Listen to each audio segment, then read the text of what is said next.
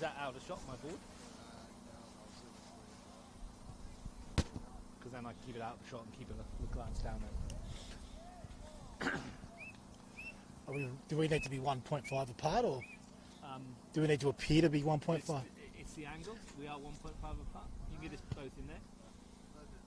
Yeah, that's close enough. COVID-free camera. So it's 1.5. Welcome to COVID-free camera.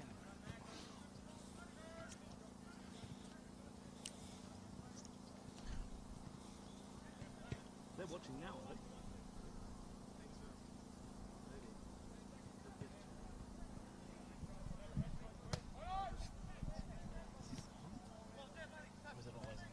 Yours is always on.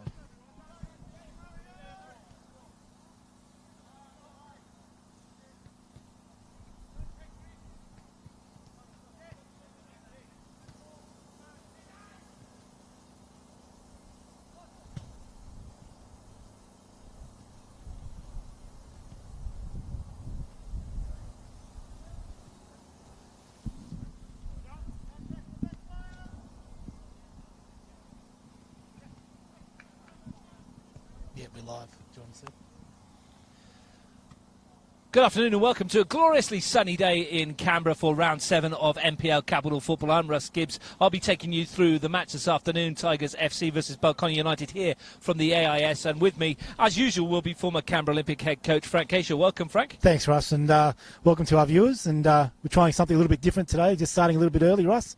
Yeah, because there's plenty to talk about, isn't there? We want to try and give you a picture of where we're at in relation to the final round of football here in Canberra. First of all, let's start with the news that came through last night. Canberra Olympic docked a point for fielding an ineligible player in the 3-3 draw with Belconnen United, giving the Gunners 3 points, which now means that the title, which we thought was over last week, is still up for grabs. Exactly right. And really has a big impact on this weekend and what it means to about 4 or 5 clubs, to be honest, Russ. Well, let's start with this one here first, Belconnen against Tigers, and you'll have to excuse on my maths, it wasn't my strong point when I was at school. Belconnen win would leave the Tigers needing Olympic to not only win by the goal swing of 7 and or Tuggeranong to lose or only draw, so as long as there's not a 9-goal swing. I think. Does that sound right? Easy for you to say. So we know that if Belconnen win or draw, they're safe. Cooma draw, they're pretty much safe, correct? But if Cooma lose today, then they can be overtaken by both Tuggeranong and Olympic. That's about right, I think. I think that's pretty much right. The basic scenario is obviously a Belconnen win. They're in the finals. Tigers need something from this game, at least a draw, if not more, if that makes perfect sense. That then would leave attention switching to Woden Western versus Canberra Olympic at Melrose, where, depending on the result here, Canberra Olympic, if they're still in the hunt, will need a big win. Absolutely. So we do get a draw or a Tigers. We do get a Tigers loss today. Then Olympic have still got the window open for them to get through, but they will need a massive win against Woden, who actually knocked over the Tigers last week. And that's not beyond the realms of possibility, is it? I mean, we saw, it depends which Woden side turns up, of course, and that, again, will go to what we'll talk about a bit later on. It depends which Tigers side turn up here. Absolutely, and that's probably got more to the point, Russ, is which Tigers side turns up. I mean, what we do know about Belconnen is, they were 2-1 up with against Croatia last week with minutes to go. They were 1-1 against Gungahlin with minutes to go. They've beaten Olympic. They've got form on the board. Let's switch our attention then to the Riverside, where Gungahlin United are now playing Monaro Panthers at 5:30 this evening, and they have a chance to actually win the title with a victory tonight, and Canberra Croatia not getting anything from the game against Tuggeranong tomorrow. Yeah, so Marcel Munoz would have woken up, all this morning with a whole different attitude, I'd imagine, than what he had, come 4:30 yesterday afternoon when the news came through around the Olympic unregistered player. So, and when I say different attitude, Marcel will want to win every game, but now there's something on the line for that. It's not just a matter of securing second spot. It's about knocking over Canberra Croatia for that top spot after 7 matches.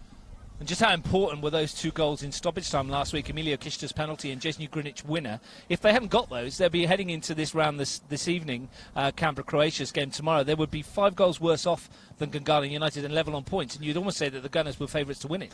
Exactly right, Russ. And I think the best thing for us as football supporters and players and coaches and whatever else, was it actually happened on the field. I think too often in the last few years, we've had too many things happen off the field that have dictated, what's happened to teams and their impact on the table. This year, Tim Bobless being unregistered before the Gungahlin game means that Olympic are 1 point shy of what they should be, just through an admin error. Last year, Gungahlin fielded a player that was ineligible for FFA Cup, and that robbed that competition of a very good side that could have gone the whole way in that. Year before, unregistered Jeremy Haptamarian couldn't play for half a season. And for the players and the coaches, and even for the supporters, it needs to be better. From the admin side of each club in Canberra, and I'm probably not going to be the most popular person by saying this, it needs to be better. It needs to not be dictated to or decided off the park. You've been part of these clubs in Canberra for quite a long time now as well. How hard is it for volunteer people like administrators like that to get things absolutely 100% correct? And do you think there should be some sort of leeway for genuine errors? Yes, I do. Because, even if you go back probably the 4 years when Tuggeranong played an under-20s player against Coombe Tigers back then, it's not actually affecting the game as far as like there's some superstar that's come up or turned up. Tim Bobless, as good as he is, he had an impact on that game. But the fact that it was an admin error that should have been avoided. No one's saying that it's anyone's fault but Olympics for not registering properly. But we need to be better at that. And I 100% agree. It is volunteers and people that are giving their time for nothing. I just wish it wouldn't happen. It's difficult. So what that means, obviously, then is Canberra Olympic, first off for them, they're wanting Tigers to lose here. That'll be their first port of call. If Tigers lose, then it's open season for them to go for goals against Woden Western. Then, of course, we take tomorrow's match into consideration. Tuggeranong United, a win for them, and they're guaranteed top four. Very simple for them. Even with a draw today? Even with the draw today. So, hats off to Mitch Stevens. I don't think anyone would have predicted that at the beginning of the 7 matches. So, and they've got a great record against Canberra, Croatia. But again, Daniel Greenwich halfway through the week would have been thinking, well, I'm home and host here. I'm first. Nothing's going to change that. After the admin error, all of a sudden, he's got something to play for. And maybe if there was any thoughts of him resting players tomorrow and giving them a week off before the round-robin final series starts, will probably go out the window. For Tuggeranong, though, nothing changes. Mitch Stevens' build-up is still the same. It's just that maybe the personnel that he's going to play on the park, maybe their attitude is going to be slightly different. To be perfectly honest, Ross, I think Tuggeranong's everything will remain the same for Tuggeranong. I think Mitch was going into that game knowing that a win would get him top 4. He still goes into that game knowing a win will make the top 4. So really, nothing should change for him. You mentioned their good record there. They have lost the last 2 at Deakin, but before that they've had a reasonably good record there. What is it about Tuggeranong playing against Canberra, Croatia at Deakin, do you think, that's going to cause Dean Greenwich and his side some problems tomorrow? Look, Dean will be supremely confident. His side has stood up to every test so far this year. And look, I guess the one thing that history's shown us that teams do have good records against other teams, but that was pre-Dean Greenwich at Deakin. So things do change, but having said that, it is a good record, and if I was Mitch Stevens, I'd be reminding my team of that. So we know Canberra, Croatia and Gungahlin United are in the finals. Going to put you on the spot now. Who joins them at this time tomorrow? Or a bit later than this tomorrow, I should say. I think the 2 teams that are playing today will probably join them. If you asked me this early yesterday morning, and Olympic was still in the mix with an extra point, I would have, and not being biased, I would have plumbed for Olympic to get through and one of these 2 teams to miss out. But that 1 point makes such a big difference. I see it very, very difficult for Olympic to overhaul anyone. And no disrespect to Tuggeranong, but now that Canberra, Croatia really do have something to play for, I can see these 2 teams qualifying and Olympic and Tuggeranong missing out. So let's turn our attention to this one this afternoon. Belconnen United against Tigers FC. A couple of milestones coming up, which we'll talk about during the game as well. It's a 50th NPL appearance today for Jordan Thurtell in goal for Belconnen United, and also for left-back Darren Bailey, who's making his 50th NPL appearance as well. So both of them, big occasion for those 2 as well, and congratulations to both of them on bringing up that 50 mark. Absolutely, and it seems like they've only just joined the competition, but both quality additions to our competition. Jordan Thurtell joining obviously a few years back, Darren Bailey joining when Riverina Ridos came into the competition. Both have added a lot of quality to the competition. Thurtell is absolutely quality, and obviously Darren Bailey last year winning left back of the season, and a very good character as well. A shout out to Ian Bailey. I know he's up watching. He's had his coffee. He's tuned in early to listen to us. I saw he was complaining about an earlier rise. Try watching Arsenal at 2 a.m. on a Monday morning, mate. Nobody wants to watch Arsenal at 2 a.m. on a Monday morning, Frank. Let's be perfectly honest about that. But thanks for tuning in wherever you are watching around the world. The players just out of your picture at the moment are getting ready. They're getting their kit on. No changing rooms, of course, here at the AIS because of the COVID situation around the world. This afternoon's lineups, we'll talk about it in a minute, but there has been a late scratching again for Belconnen United. Last week at Deakin Stadium, Luca McCall pulled out in the warm-up. Max Mellick came into the side and performed admirably and did very well. This week, Adrian McCall has pulled out in the warm-up, and Max Mellick is back in the team again. Yeah, I guess we've got to ask what these make-calls are made of. We've got Paul and Danny fronting up the coaching side there, and obviously Luca and Adrian have pulled out in consecutive weeks, so maybe it's a big night at the Maycalls grandparents' place the Friday night or something, but it is a big loss because Adrian brings a lot of experience to that side, and that's probably the one thing that Belconnen do lack a little bit of, is just some experience. So I think that having said that, I mean, Max Mellick has been in form and he's done a really good job all season. So good opportunity for him. A loss for Belconnen, but at the same time, I'm sure the young man will step up and do really well. Well, he found the net last week. He did. It was a decent hit as well, and they would have felt that Paul McCaw and Danny sat there in the 93rd minute thinking they've got the job done. They'll be playing here today for the championship. That's when Max Mellick missed that clearance on the edge of the box that led to the... And that's what I was going to ask you, Frank, was psychologically, how much of a blow is that to this team where they're thinking, well, hang on a minute, we're close to playing for the championship here today.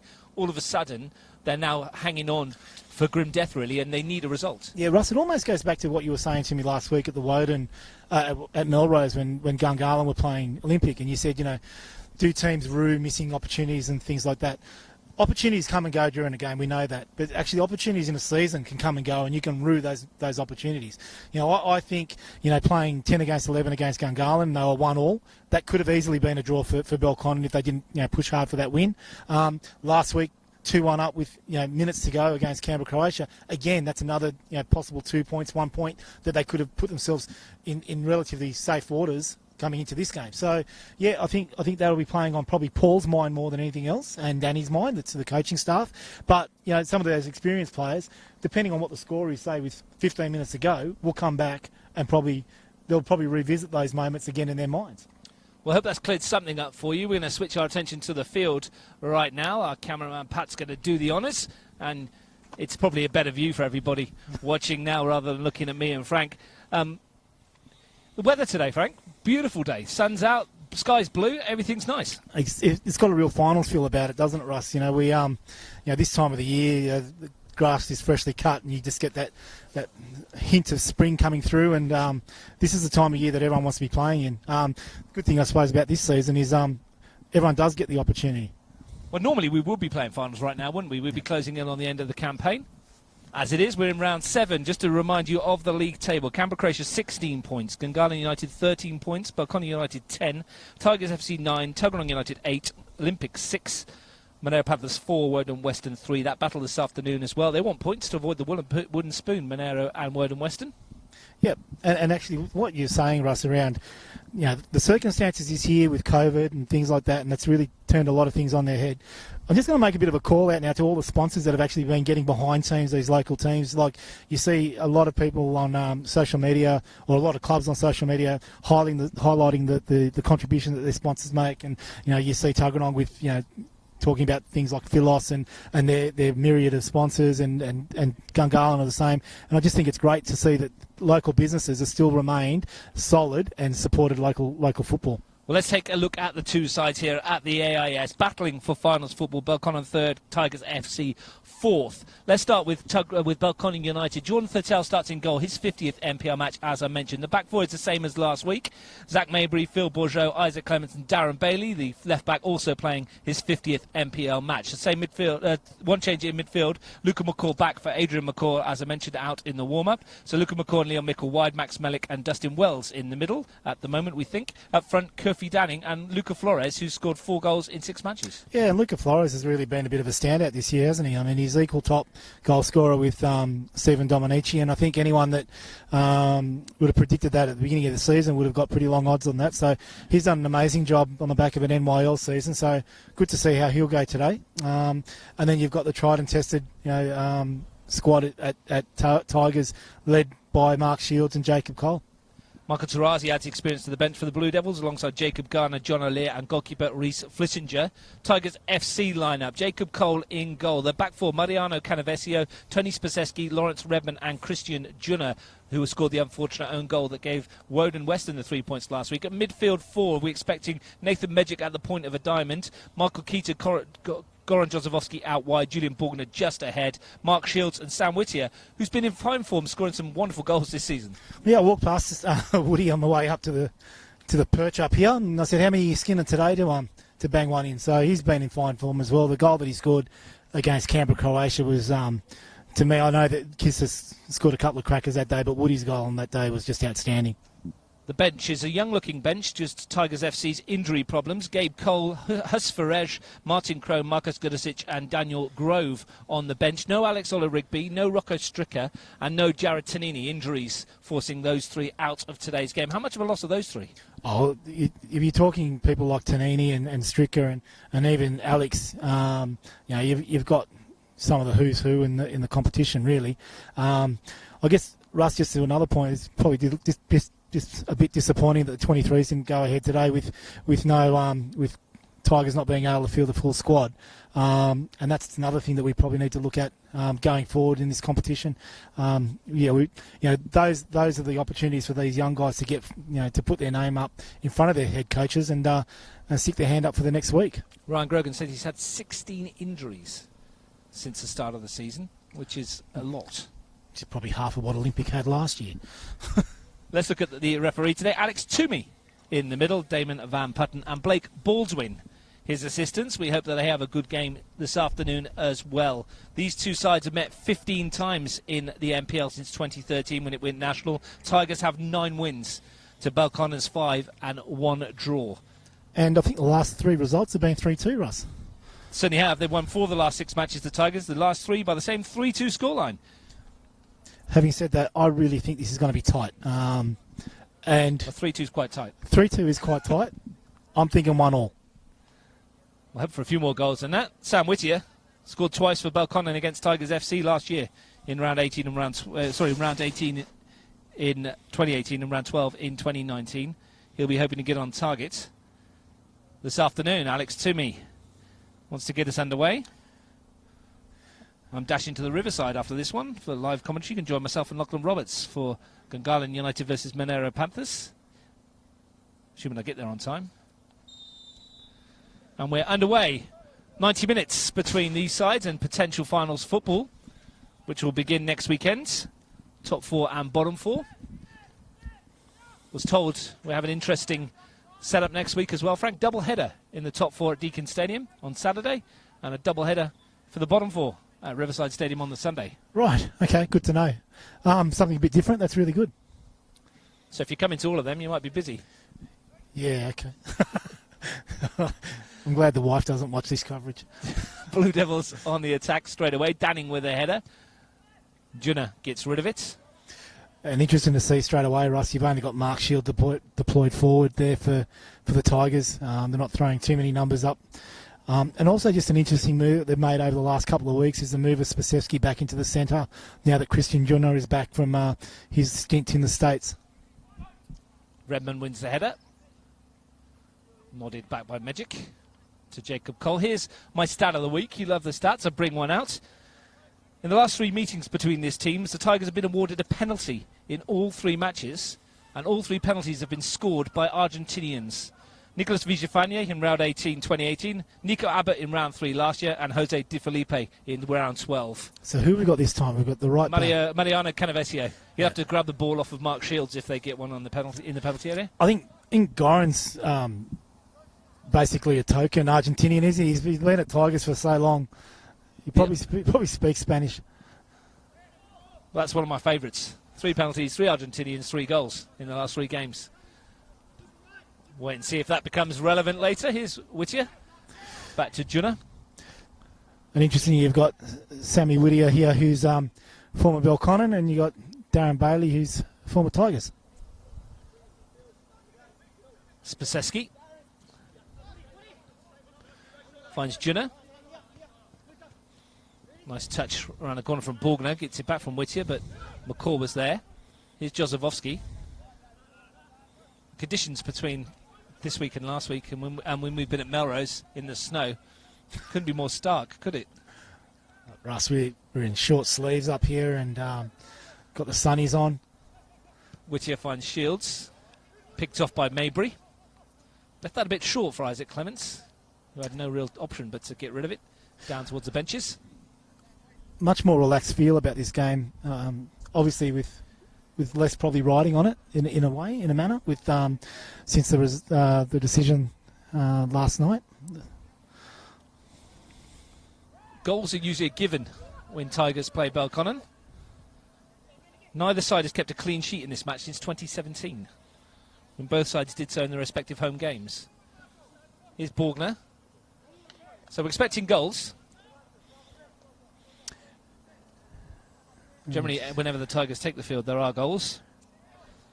They would have been stunned last week, though, at Nijong to lose 1-0 to Woden Western FC. A scarcely credible result when you looked at the form going into it. No, and I'm sure that would have surprised a lot of people, and congratulations to Yuli De Silva and his group there for getting a great result over at Nijong. It's never an easy place to go to. Come back to that in a second as the corner is whipped in by Borgner. It's a good one too, and a really good opportunity for Redmond, who came onto it, and he couldn't direct it on goal. Yeah, he's always a big threat from the set pieces, Big Redmond. Great delivery, though, from Borgner. Put in an area that Thurtell really couldn't sort of come out to. And a solid header, just couldn't get over the top of it.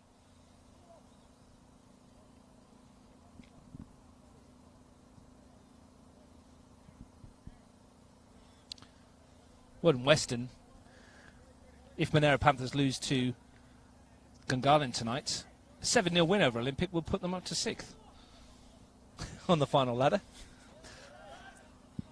You're Correct. a betting man, Frank. Yeah, but I don't throw away money. I try not to anyway. Might be on a roll, Yuli De Silva's boys, after last week's victory. Shields nods it down to Kitter. Chance for him to get forwards. Picked out only Phil Bourgeot there, Michael Keita. And he started 3 matches this season. He's come off the bench 3 times as well. Kind of jack of all trades. They put him in several different positions across his Tigers team. Yeah, interesting that he's playing sort of a bit wide on the right. I always see him as a central midfielder, and to be perfectly honest, I've always seen him as one of the better central midfielders in the competition. I think he's got a lot of ability. Clements finds Bailey. He'll be hoping for a 50th match to remember. Picked up a red card last time he played at the AIS, though, didn't he? Certainly did. Doesn't have very fond memories of this venue. He missed the semi-final here as well, with suspension last year. Also had to set up the grand final, the Scottish left-back. And a solid acquisition, though, for Paolo McCaw. Yeah, I spoke about this in the first game of the season when the recruits that Belconnen brought in, Danning, Thurtell and Bailey, have been out. They're great recruits, and that was really shrewd recruiting there from Paolo McCaw at the beginning of the season. All 3 of them are quality inclusions. A little glimpse of Max Melik trying to control that ball here. That was his 2nd goal in NPL football last weekend when he crashed one in off the inside the bar, and it looked, to all intents and purposes, like that was going to give the Blue Devils the 3 points and make finals football secure for them. And we all know what happened at the end of that one. Borgner out wide, finds Junna. Borgner again, Leon Mickle putting the pressure on. Nice little pick of Jozefowski in the middle. McCaw snapped in on the tackle. Spaseski forwards. Whittier. And clipped heels by McCaw. Jozefowski's gone early with the free kick, and he's looked for Junna, and it's a good one too. Good weight on that, and Junna fires it across goal. No one in the yellow shirt gambles. There's nothing wrong with the ball from Juna across the goal. Mark Shields is applauded. He probably realises that it's his job to get in there and be that person, to be that target. But yeah, interesting start. Delightful weight on that chip from Jozefowski to pick out Juna. Yeah, Goz is still a good player. And defying his age, playing centre midfield in the NPL, NPL1 competition and doing a really good job. Over 350 appearances in this competition as well. It's just phenomenal. Debut was back in 1997. 40 years old now, Goran Jozefowski. So 350 appearances at $1,000 a game. We love you, guys. He's built himself a house. You can see it in the background there, up on the hillside. Yeah. Bailey goes forward to Melik. Looking to run past his marker. Redmond was back helping out. And the outcome is a goal kick. Last 8 matches played between these sides, they've shared 29 goals. And there's been 3 or more goals in all those matches, bar a 1-0 Blue Devils win in 2017. So we are expecting a shedful. Yeah. Well, you're not. You said it was No, going to be I tight. don't think so, Russ. I would have thought so if there was, if this was cutthroat, and so I suppose it still is to an extent. I just have a feeling that this is going to be very, very tight. Having said that, it'll probably be 6-0. You watch. Bailey clips it forwards. The run is Danning in the channel, but should be easy for Redmond to see that one out. We're starting to get a bit of a crowd build-up as well, Russ. I saw a couple of the Canberra Croatia boys, Emilio Kitsis, even though he's wearing the camouflage pants, I saw him. Good eyes. Yeah, hiding in the bushes. Women's National Premier League was going on this afternoon. Latest we heard from the Riverside, it was Monera Panthers 2, Canberra Olympic 10, with time running out there. That's a huge win. Nicole Begg with 5 goals for Canberra Olympic. Ball over the top towards Melik. What these teams would give for one of their players to come up with 5 today. And I didn't predict that one to be tight, just so you know, I thought that. It's not been a great week for Paul Townsley's Panthers. 10-0 defeat to Canberra Croatia and another 10-goal battering today.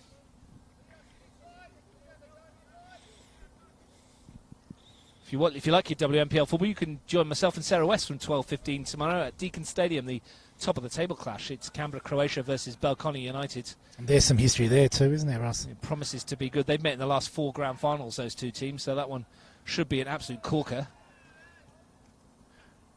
And then after that, 4:45, you can join myself and Frank Keisha for Canberra Croatia against Tuggeranong United. Busy weekend. Yeah. Ooh. Keita was caught there by Dustin Wells. Advantage played. Mark Shields advancing at the defence. Slides it in. Looked for the run of Whittier. Maybe Alex Toomey might revisit that challenge. He's having a chat with Dustin Wells. Yeah, there's definitely a bit of contact in that one. Cooma bench, or the Tigers bench, blew up. He has picked up a couple of yellow cards this year, Dustin Wells.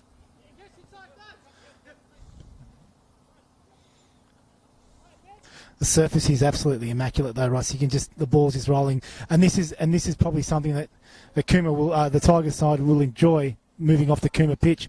I don't think the pitch at Nijong did anyone any favours last week. Yeah, it looks in bad nick, didn't it, from the video? And we've been down there a couple of times this season, and because of the frosty conditions, they keep the grass quite long there, and it just doesn't help. It's not conducive to good football, is it? No, and it does. Like I said, I don't think it does any team any favours. And whether you're Wide and whether you're Tigers, Canberra Croatia, whoever, yeah, it's not a great surface. It gets a bit nippy down in Cooma. Bailey, Danning's touch is nice. Will it roll away from Melik? He's got there first and swung it in. No one from the Blue Devils there, though, and Jacob Cole had a simple catch and release, and off goes Borgner. Only Whittier ahead of him at the moment. Shields getting there now. Magic.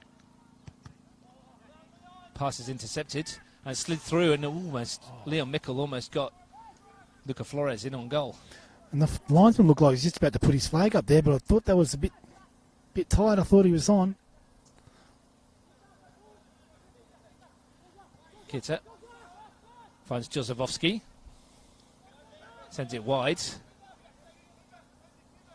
to Borgner, who swings it into the penalty. It's a good one. Bailey's back there defending. Canavesio got involved. Clements gets rid.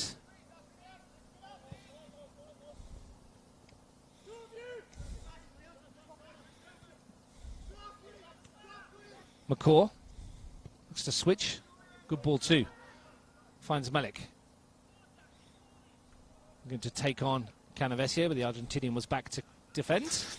I'd be interested to see how Redmond does go in a one-on-one situation against Luca Flores or even Kofi Danning. Both seem to have a bit of pace on him. Obviously, he's got the height on both of those players, but it might be something that Paul might want to look at exploiting.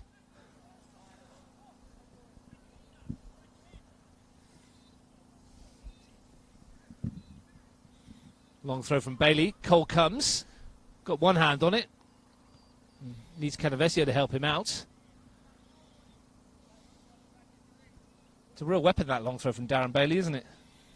We've got a few in the competition that have that in their locker. Nathan Magic for Tigers is another one. He's got a very long throw. Matty Gubrisa does for Canberra Croatia. There's a few of these players that can create some real havoc in the box just from their throw-ins. Bailey's going to wind up another one. Deep towards where Danning was. It's half cleared, only as far as Maybury. Looks for Wells outside. And delivery's a bit too deep from Dustin Wells. Melik thought about trying to keep it in, then gave it up as a lost cause. Early stages of this one, no score. Just a reminder that a draw might be good enough for both these teams, depending on how Tuggeranong United go tomorrow. A Belconnen United win will definitely be good enough, and so will the Tigers win.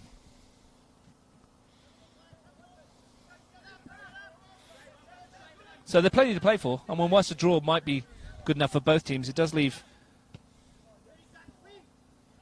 the question later on about what happens with the goal difference scenario with Tuggeranong. And here's a chance in the area for Flores, and he's dragged it wide. First real side of goal for Luca Flores. He's been good form this season. You'd expect him to hit the target. Absolutely, and that was a gilt-edged chance there for Belconnen, and that could have just turned the whole game and the competition on its head. To be perfectly honest, I think the Olympic boys were probably sitting at home wishing that in.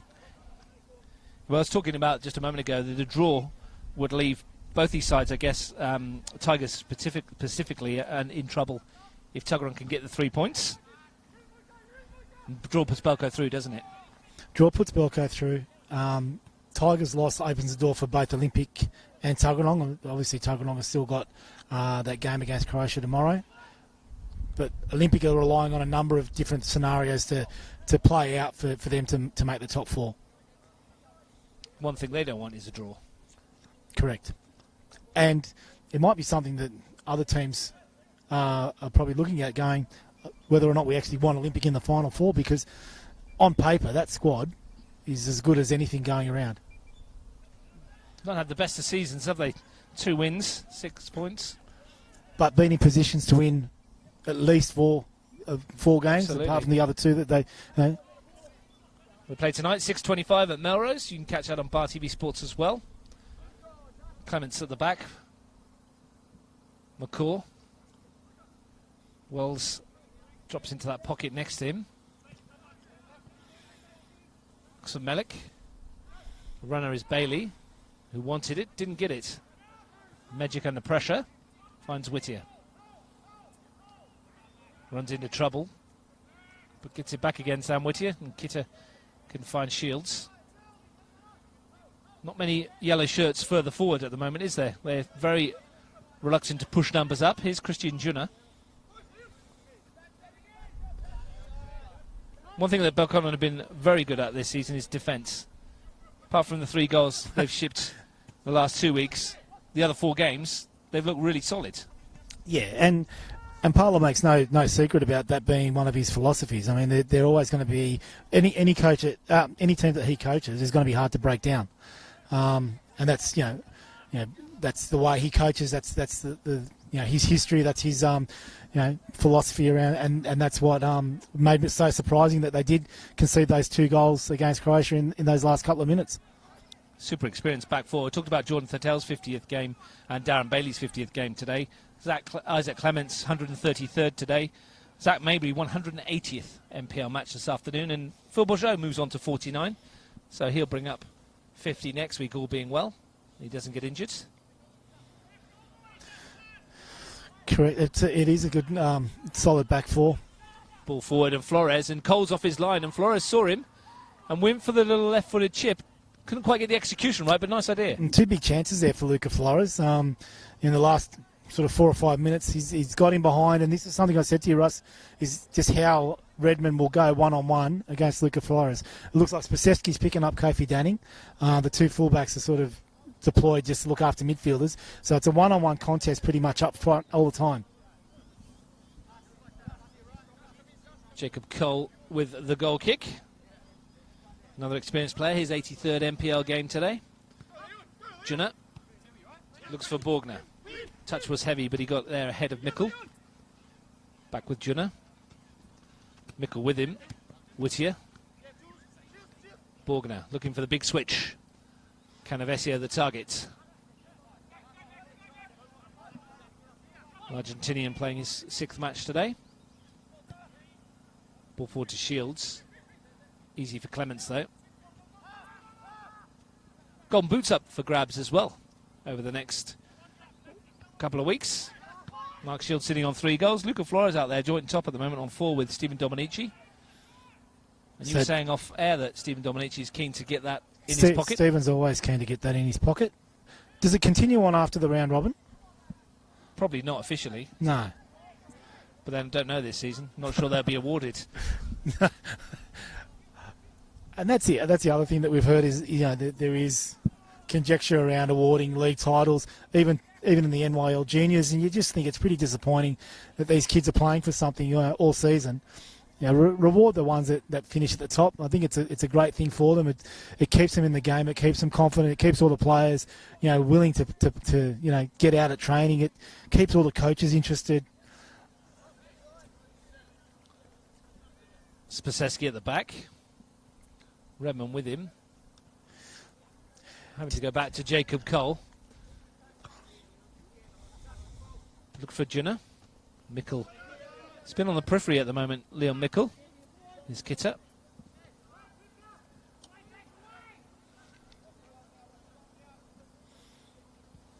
Most of the action has been down Max Melik's side, and that's him winning the header. Leon Mikkel's been on the edge of it so far.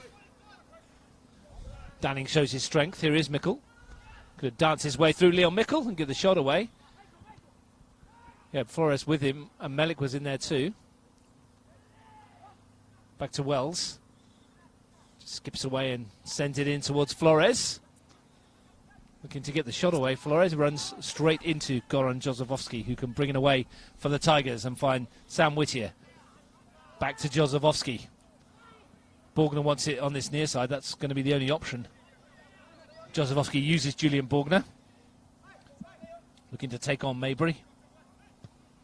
Decent ball in towards Shields on the far post. And Bailey needed to be in the way. They can't get rid of it at the moment. Lovely turn, Jozefovski, past Dustin Wells in the middle there.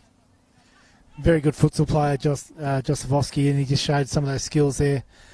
Probably just another thing I'd probably point out, Russ, we talk about Luca Flores and the impact he's had on this season.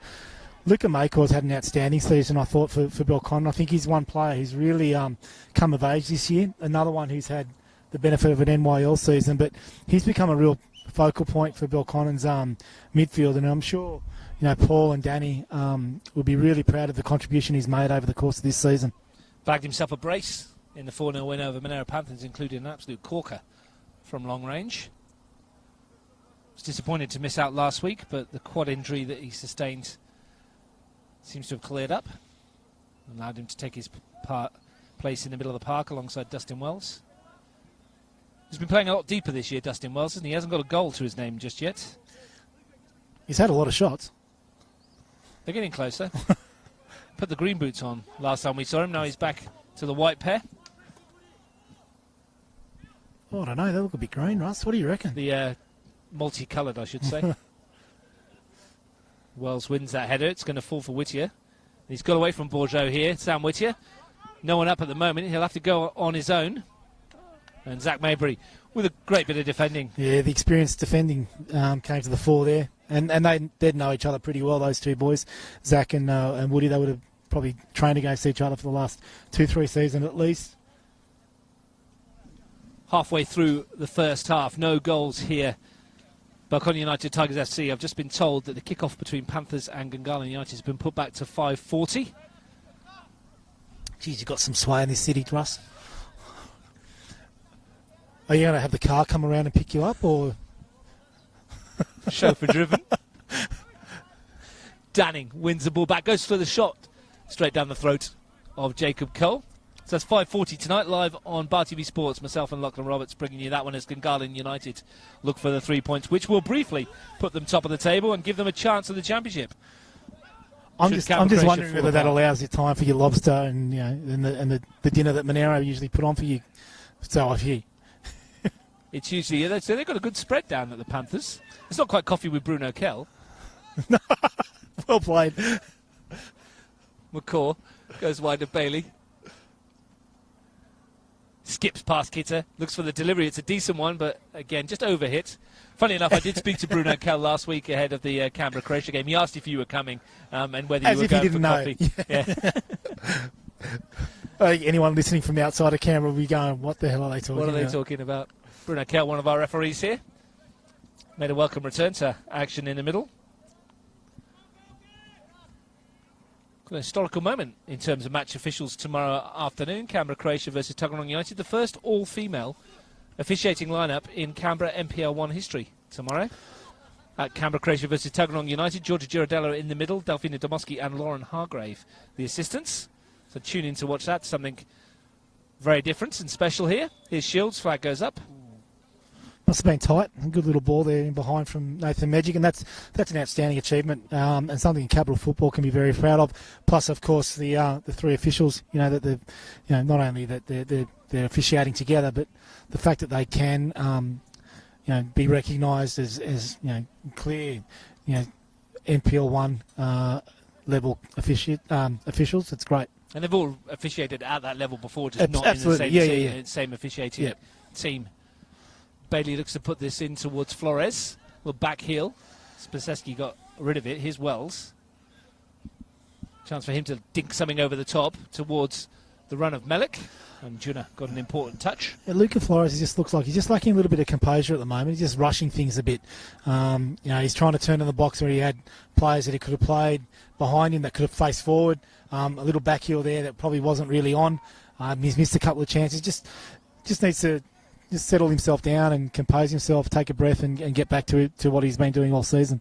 Had a really blonde highlighted hair at the start of the year, didn't he? Very recognisable.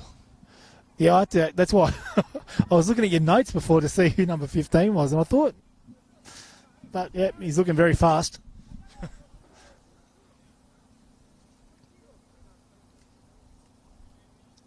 Incredible for a club of Tiger size that they've only ever won one grand final in their history. Sorry, two grand finals in their history, 2006 and 2012, and only one league title in 2014. Russ, you know me pretty well. They ran pretty close to Olympic a few times. When we won titles over the last few years, you know how close that Gabby's got the side to winning titles.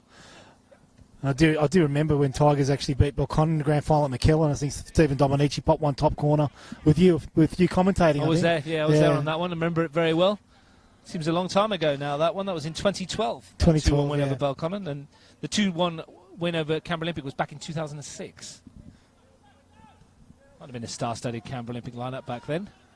Ball given away here. Danning, chance for him to get into the penalty. A real opportunity for Flores, and he's put it wide. What a chance for Luca Flores, the top goal scorer for the Blue Devils, and you just thought the net was going to bulge. I thought that was in for sure. You put your house on it pretty much, and this is what I was just saying a little bit about, Luca Flores just sort of rushing things a little bit today. I don't think that's going to help him, obviously, but he just needs to get his head down now and make sure that the next thing that he does goes where it's meant to go, and whether that's a pass or whether it's a shot on target. But Kofi Danning has just been instrumental to this Belconnen side all year, and he put that on a plate for Luca Flores to put him 1-0 up. Best chance of the match so far. It falls to the home side, and they've blown it.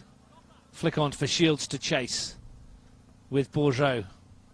Bourgeot has done that once or twice, but Shields got a piece of the ball, or did he? Or he got most of Phil Bourgeot's heel, it would seem. Yeah, it looked like he clipped him. Alex Toomey was waiting for the linesman or the assistant referee to flag it. He did. Demon Van Putten on that far side. Wind's picked up a bit here. Don't think it's going to affect the game very much. Maybury. Touch from Melik. Wells helps it on its way to Flores, who's had the best chances of the game. Off he goes, running at the defence again. Spaseski across to try and stop him. Probably fouled him there, but Toomey plays on, and Magic looks for Kitta. Some real warning shots, though, here for Tigers. And Belconnen could easily be up by 3 at the moment. Ryan Grogan's first season in charge of the Tigers. Finished second last year under Gabby Wilk. Flores has been busy. Had the best chances as well, but he's still coming back for more, and that's good to see. Borja lost that, I think, in the sun momentarily. And John Thurtell, who's been fairly untroubled. The best chance for the Tigers, Lawrence Redmond's header, which he couldn't get on target from a corner. Maybe finds Wells. Switches it wide to Clements. He invites Bailey into the action. McCaw. Steady build-up. And Mickle, who swapped wings, has given it away. And you might have heard the yell from Paul McCaw. Bailey finds Mickle, who's back helping. Your call of a tight game, Frank, is playing out at the moment. You might need a goal, though. A goal would change everything, of course, and might make both these sides, well, especially the one that concedes, come out looking for an equaliser. Flores wins it, finds Wells. That's come off of Toomey. And he has to stop the game because of the drop ball, because it hit the referee before Dustin Wells made the tackle. Yeah, I'm sure. Otherwise, that may have been a yellow card. I'm sure Gyron, it looks like he's down. Josefowski would have sort of hoped that whistle might have come a little bit earlier, because there's no way Dusty was pulling out of that. Not like Alex Toomey could do, is there? Because he has to blow the whistle in that situation. So it's a drop ball, and Belconnen had possession. So Belconnen had possession, but I'm just wondering if Dusty's sort of feeling a bit sorry for Gyron. I think he has. He's given it. No, Medj will give it back. Magic's going to give it all the way back. That's old school drop ball. I wonder if that was a shot from Magic. Give him the benefit of doubt on that one, Frank. No, put it past him, though. He's a good boy, but it definitely went in the sun. He wasn't. Here's Maybury, the skipper. Flores takes it in stride. Finds Wells. Borgner snapping away, trying to get it off Dustin Wells. Liam Mickle has it. Bailey's made the overlap outside. He can deliver from here, Darren Bailey. Fizzes it across goal into the side netting. Quite rapid left foot around that one. No, but that was a better build-up from Belconnen. Playing the overlapping fullback was just such a simple ball to play, and it was effective. I think a few times the balls got to the guys out wide in the Belconnen midfield or hit Luca Florence, and they're just trying to do a little bit too much. They can keep it simple. Use people like Kofi and Dusty and Bailey. Going to be a lot more effective. Just over half an hour gone in the first half at the AIS. Still no score. Belconnen United Tigers FC. As we stand, Belconnen moved to 11. Tigers moved to 10.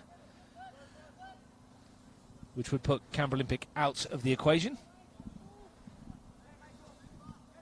Still leave Tuggeranong United with a chance to leapfrog one of these. The Tigers would be most vulnerable if it stayed this way.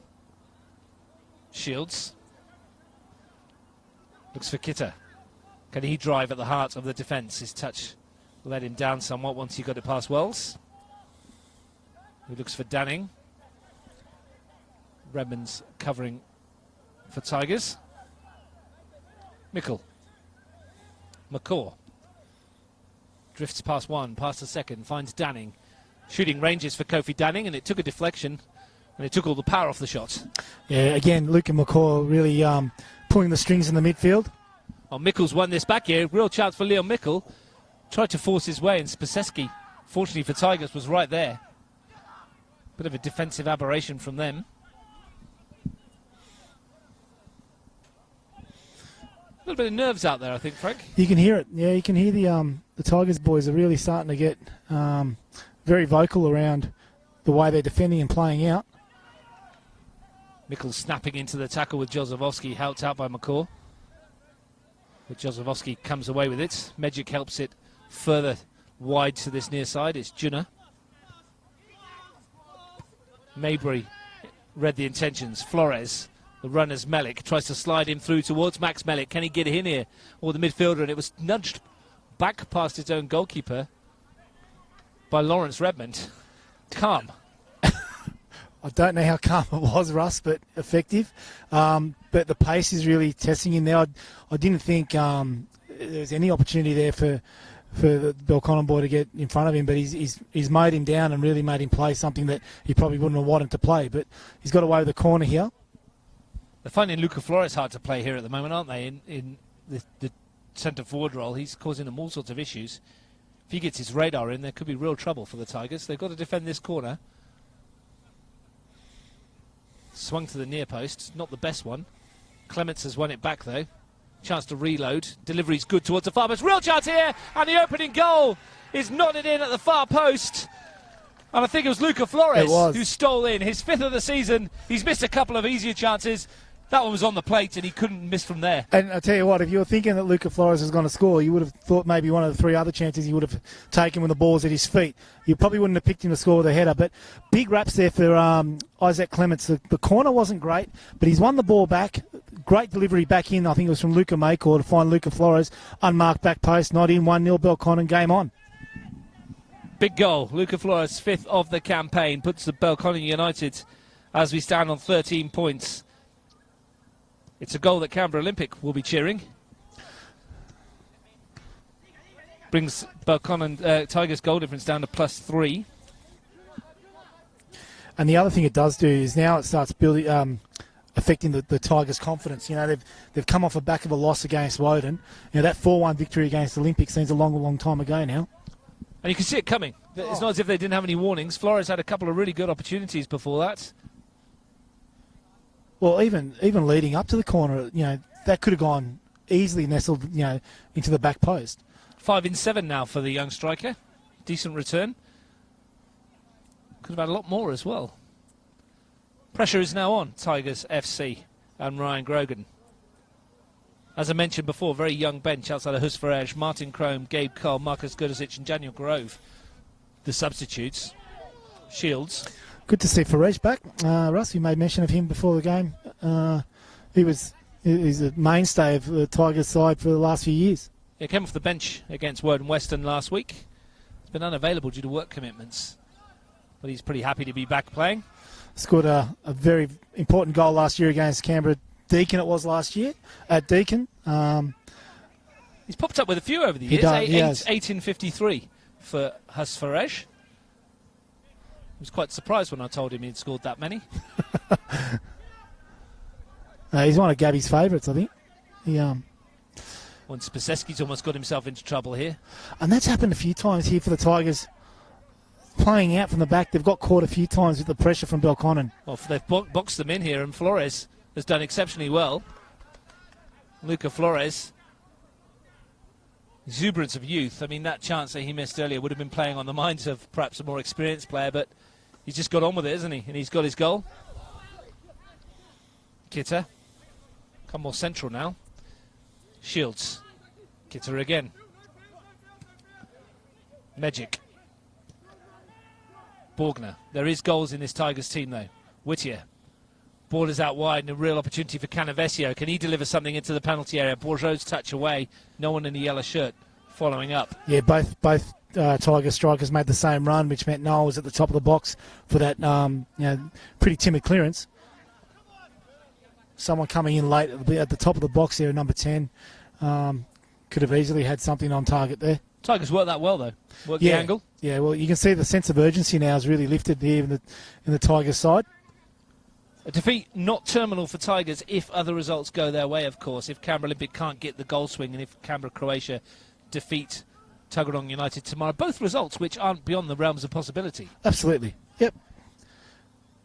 Yeah, I think if you asked at the beginning of the season who'd make that top 4, you probably would have had Tigers and Olympic both pretty firm favourites to join probably Gungahlin and Canberra, Croatia. You know, the potential was that you get Belconnen and Tuggeranong in that top four, with Maybury. results going their way this year. This week. Spaseski blocks Maybury's run.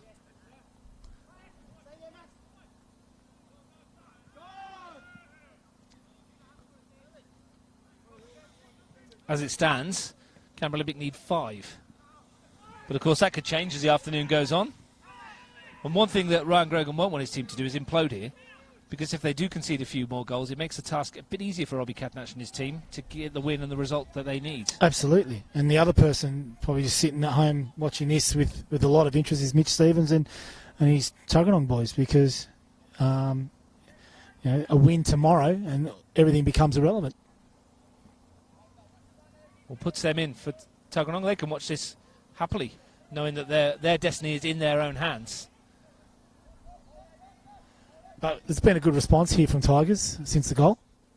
And they've loaded the penalty area with plenty of gold-coloured shirts. Nathan Magic's important here.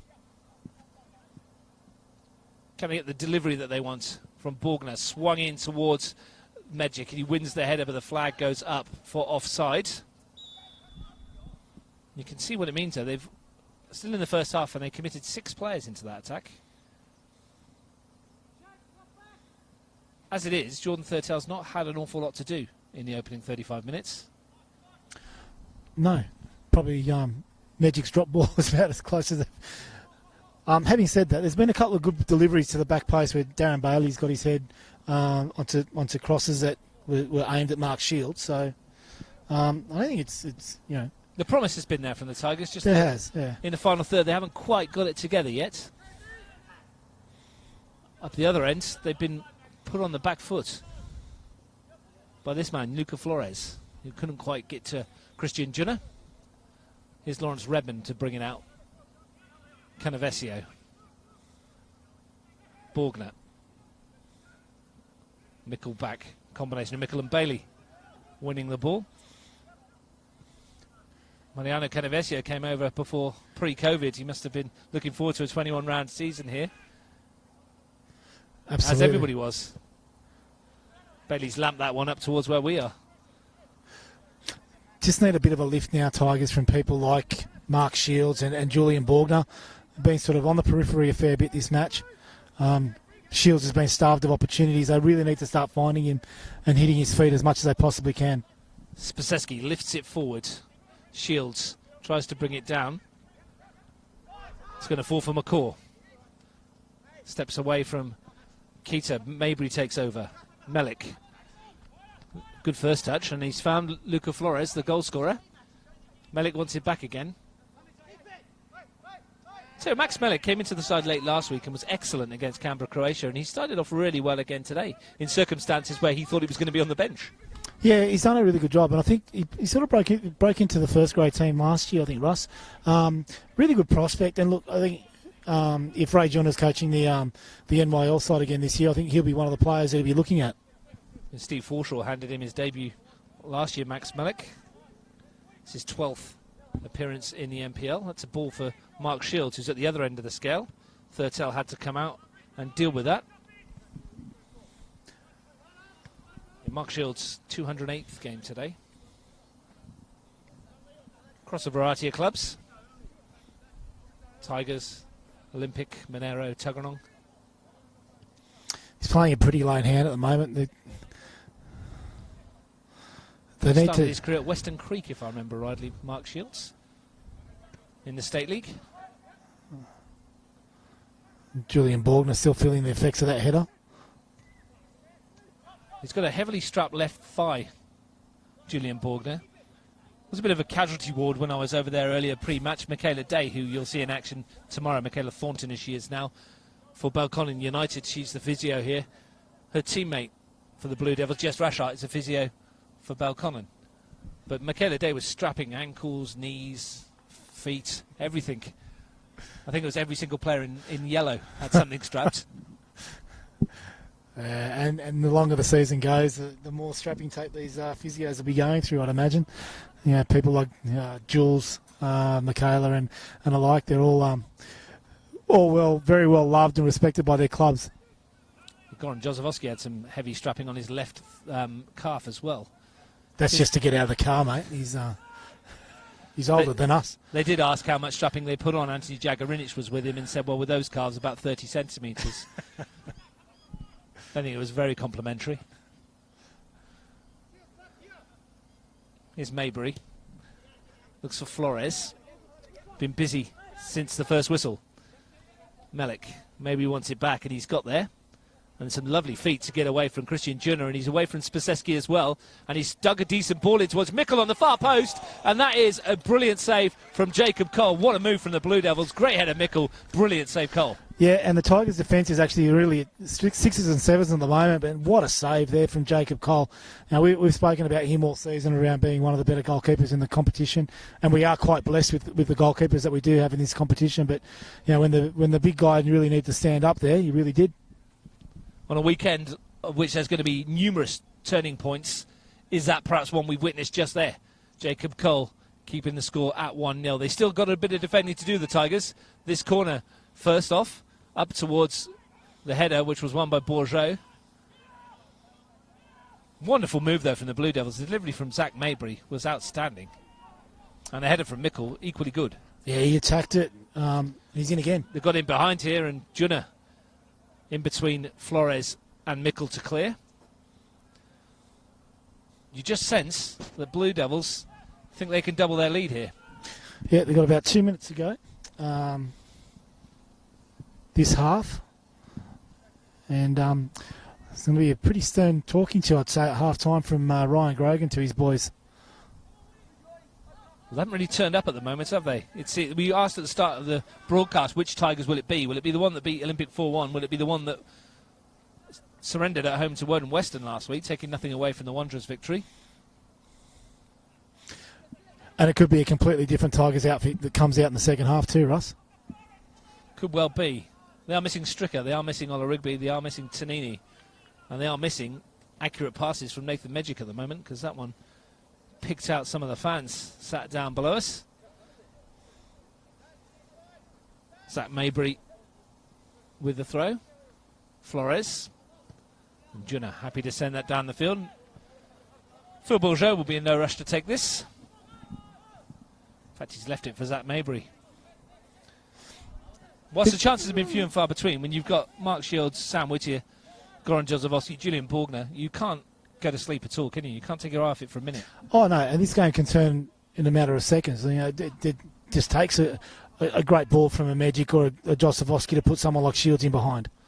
There is Jozefovski finding Shields, who thought about the spectacular, and we've seen him do that before. Didn't quite catch it, but there is exactly the point that you were making 2 seconds earlier. Jozefovski to Shields didn't quite have the end product that they would have hoped for. And we know he's capable of that. You know, that could have eased, you know, if he hit that right, you know, Thurtell might have had his first real action of the day. As I mentioned, his 208th NPL appearance today, 135 goals for Mark Shields. 3 goals in 6 appearances this season before today. It's a decent ratio. Flores looking to turn and again causing issues for Spasecki. It's just his sheer pace at the moment they can't cope with. Borgner stretches. Wells wins it back. Danning. Touch back for Dustin Wells.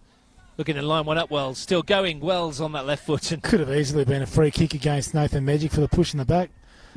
Couldn't dig it out of his feet when he got there, could he? He's pushed off his stride, perhaps.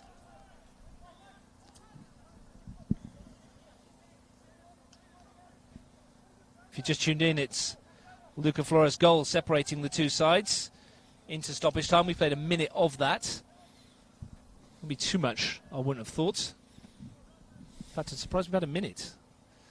Hasn't really been any stoppages, does there, apart from the goal? No, just the goal. There it is. And there it is. Alex Toomey brings the half to a close. And Frank Keisha at the moment, it's Belconnen United who are sitting pretty, looking like they're going to make the finals. And a big 45 minutes for Tigers FC in their season. We did mention that it's not terminal should they lose today, but they are relying on results elsewhere going their way. Absolutely, and it's season on for Canberra Olympic as well at the moment with the result as it stands. It gives them an opportunity to play for something tonight. So bring on the second half, Ross.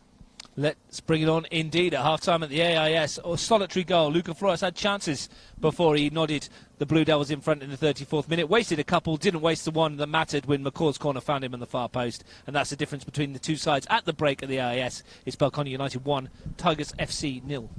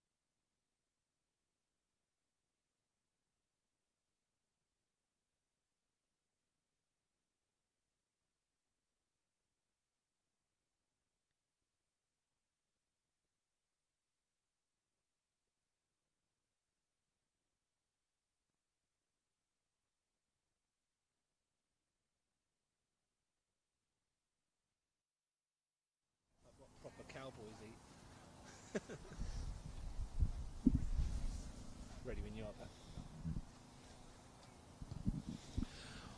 Welcome back to the AIS. We're at half-time in this pivotal round 7 NPL Canberra matches. Belconnen United 1, Tigers FC 0. Luca Flores with the goal after 33 minutes, and that's the difference between the two sides. As we stand, Canberra Croatia 16 points, Gungahlin 13, Belconnen United 13, Tigers 9, Tuggeranay 8, Olympic 6 in the race for the top 4. 45 big minutes coming up for Tigers FC in their bid to make the finals. I'm Russ Gibbs, your commentator, live from the AIS, as I mentioned, on Bar TV Sports, and joining me for the second half, as he did the first, is Frank Asia.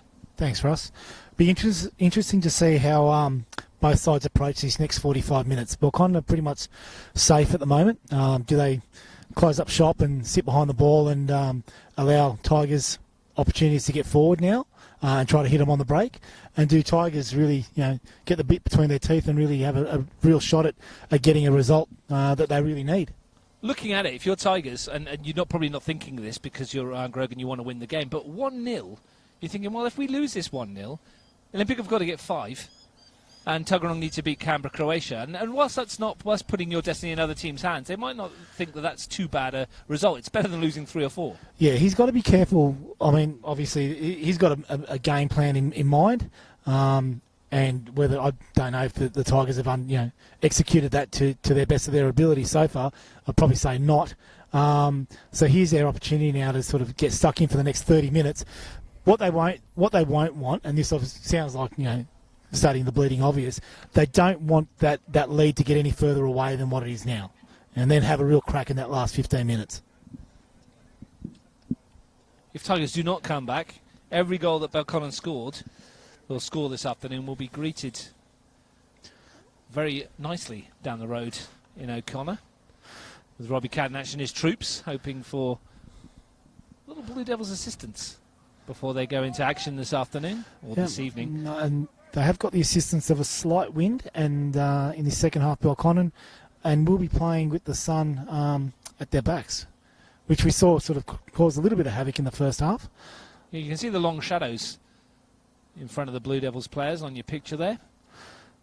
3 of them over the ball for the kick-off at the start of the second half. Don't think there's any changes looking around the Blue Devils team. Exactly the same as the first half. Thurtell, Mabry, Bourgeot, Clements, Bailey, McCall, Wells, Melick, Mickle, Danning, Flores. Yeah, they'll be looking for a real lift from their senior players here, Tigers. Nathan Magic, Kita, Jozefowski, Borgner and Shields. They're the ones that really need to lift now and get them over the line. Is Wells going to pop it from here because of this sun? Do you think he's going to have a go? Danning's going to roll this off to him and you might try and test Jordan Thurtell? If he tests Thurtell, he's turning his back and hitting sorry, Jacob Cole.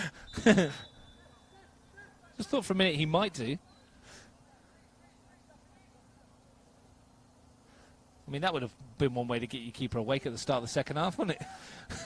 Back pass from there. I've got to be honest with you, mate. It's one of my pet hates. I hate seeing teams shoot from the kickoff. But Tigers, same as the end of the first 45. Cole, Canavesius, Paseski, Redmond, Junner, Magic, Kita, Borgner, Jozefowski, Shields and Whittier. As we said, 45 minutes between them and possible elimination. Free kick goes the Blue Devils' way inside the first minute of the second half. I reckon Jozefowski sort of talked himself into that free kick. Wells has placed it. Again, this sun, not good. And Jacob Cole not wearing a cap, interestingly. Wells over this. Just to whip it in there to test Cole. And Cole saw it all the way.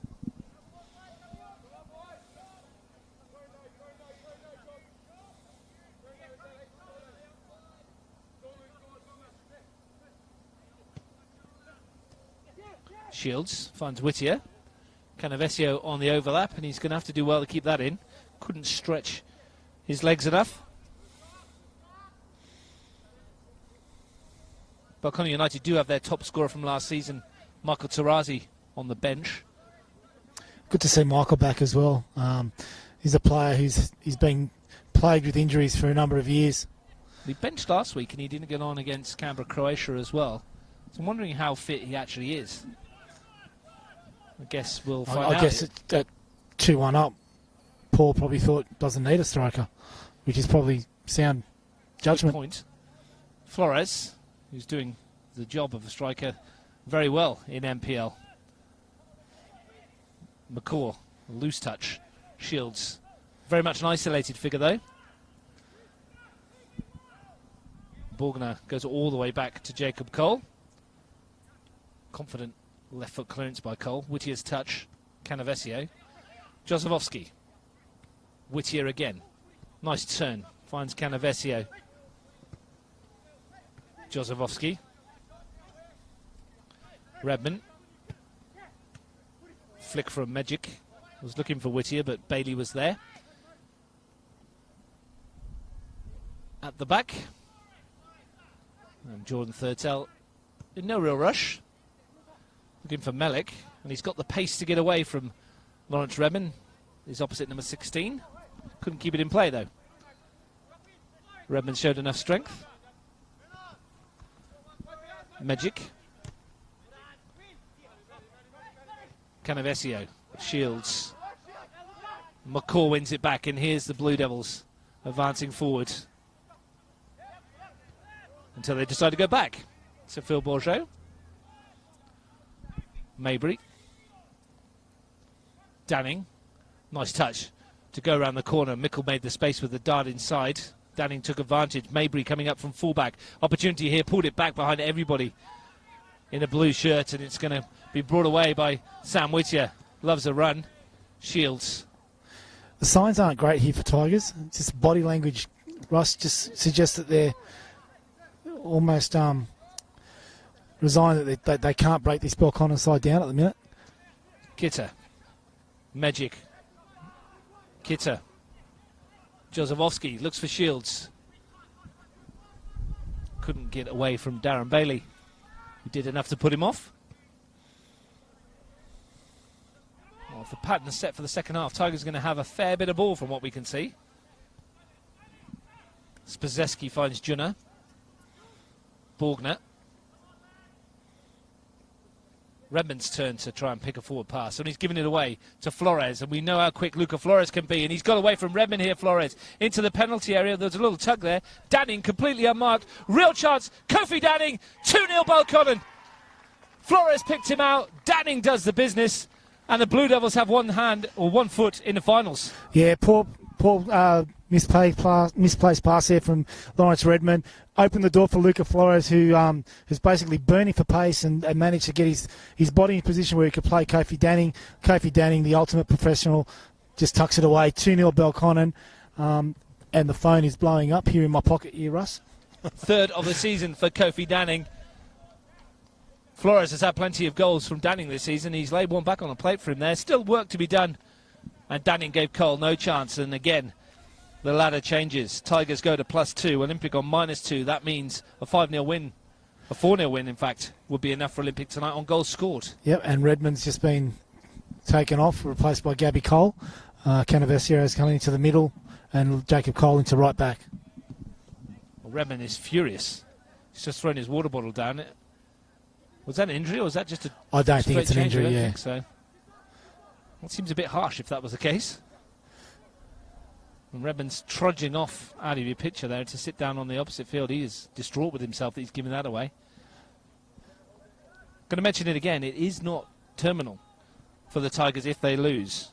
It relies on Canberra Olympic doing the business. But at the moment, Canberra Olympic, a 4-0 win, does it for them. One goal scored, Frank. And again, Woden Western are going to have a big part to play this evening.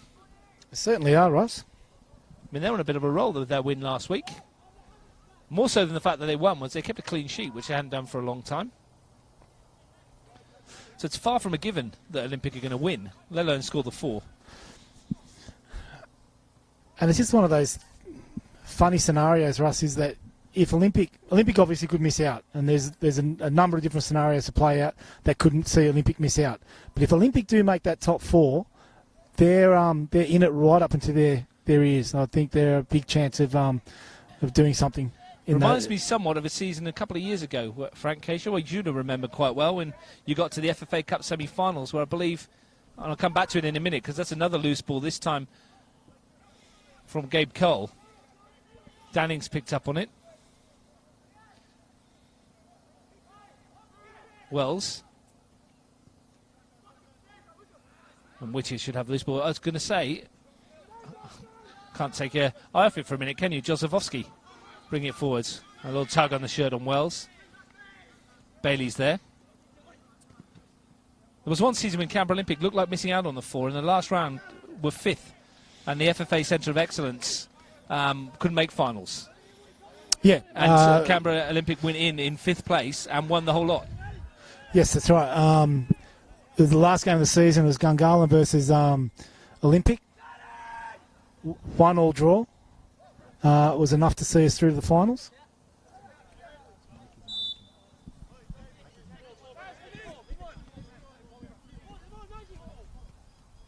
Yeah, you were saying, Frank? Gungahlin versus Olympic 1-1 draw. Saw Olympic go through the finals, and then after that, it was a big win against Tigers and big win against Belconnen. And got them through and won the grand final.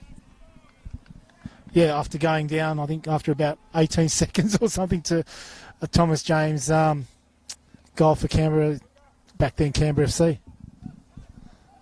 So it's been done in the past. And finals is a different ball game altogether, Russ. You know, I think it's just showing, like, even today, like. Well, Flores is after this again, just to break in there, Frank, and it's causing issues for Canavesio this time. Sheer pace is just really hard to defend against, isn't it? Absolutely, and he's not getting any slower over the course of the game. He's pretty rapid, young Luca. Mabry wins it. Spaseski plays it forward. Another loose one, this time from Magic. McCaw has it. Bailey for the Blue Devils. Stretching his legs, inviting Melik into the action. His touch wasn't great, though. And Gabe Cull recovered for Tigers.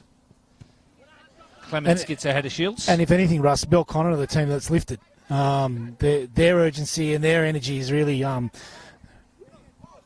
sort of increased over the last couple of minutes. As I said, the really ironic thing was that we would be playing for the title today, would it not been for those last 2 minutes last week in stoppage time against Canberra, Croatia. Quite remarkable ending. Canavesio runs into McCaw. Now Flores, if he gets there, he might be able to get Danning in again. He's picked out Wells. Wells off and running. Thought about the shot. Brings Mickle into play. Skips inside Spaseski. Tries to force his way through the challenges. And Tigers looking a little bit ragged at the moment. The amount of times their defence or back four has been caught with the ball today has been just phenomenal.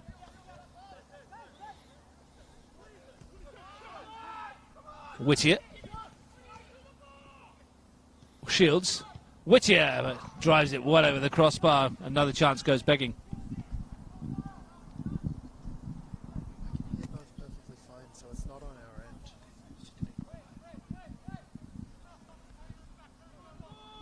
Better, though, from the Tigers. Yeah, as soon as Sam Whittier gets involved and Mark Shields gets involved, so good things are going to happen for Tigers. The form Whittier's been in, you could have easily seen that hit the target. It's 2-0. EAS in favour of Belconnen United is a result that helps them, and it helps Canberra Olympic at the moment. 11 minutes gone in the second half. Reminder, the 5:40 this evening. Could join myself and Lachlan Roberts from the Riverside Stadium. Monero Panthers against Gungahlin United. You don't want that game changed to another time at all, Ross? Do you want to bring it here or something? Well, it'd be helpful.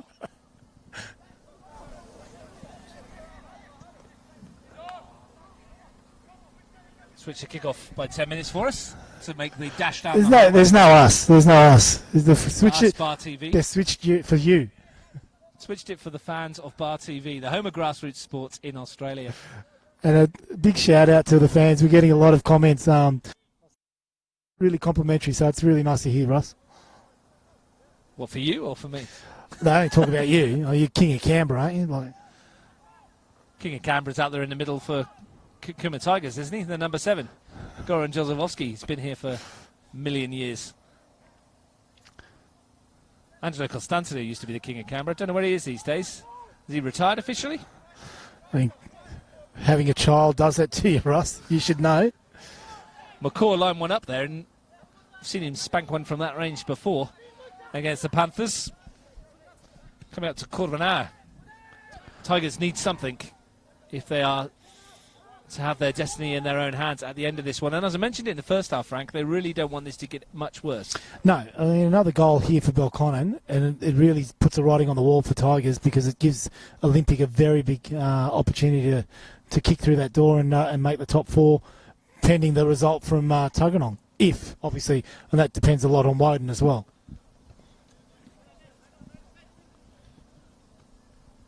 Ball's played forward towards Whittier.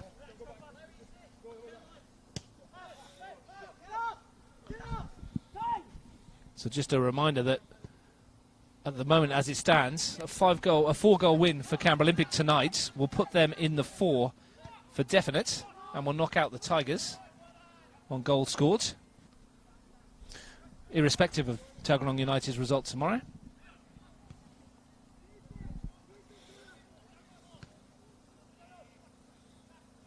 Sorry, meant to say depending on whether obviously Tuggeranong win, I should say. Yeah, you can just see there's just a bit of fatigue kicking in here at Tigers as well. Julian Borgner looks like he's running his race almost. Doesn't look like there's a way back for Ryan Grogan's men at the moment. Here's Danning, looking to pile on the misery if they can. Maybury outside. The touch from Melik was a little loose. They just need one though, Russ. If they can get one, keeps them in the game.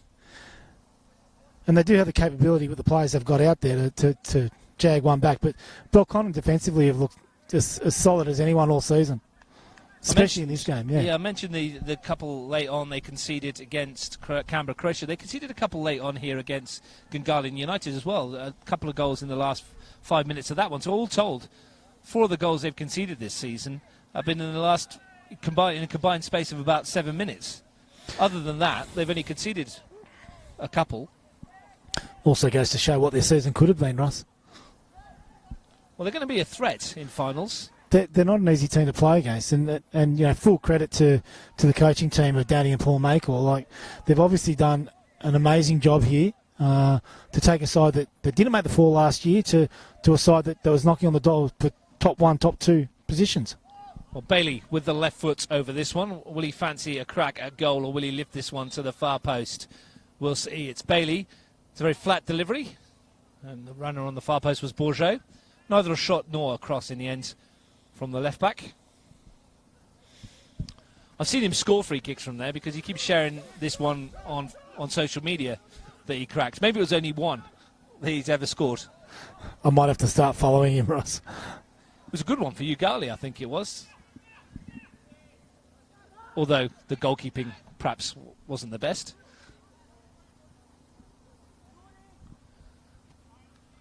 So seemingly bereft of ideas at the moment in the final third, the Tigers looking for a way back into this contest. Belconnen United have all the aces in their hands at the moment, and 2 goals in the bank. Juno wins the header. Borgner, good skill to get away from Wells. Now lifted over the top. Whittier may have been offside. Shields was as well, says Blake Baldwin. Bit better, though, from Julian Borgner in the middle of the park. Yeah, Tigers need these players to stand up now.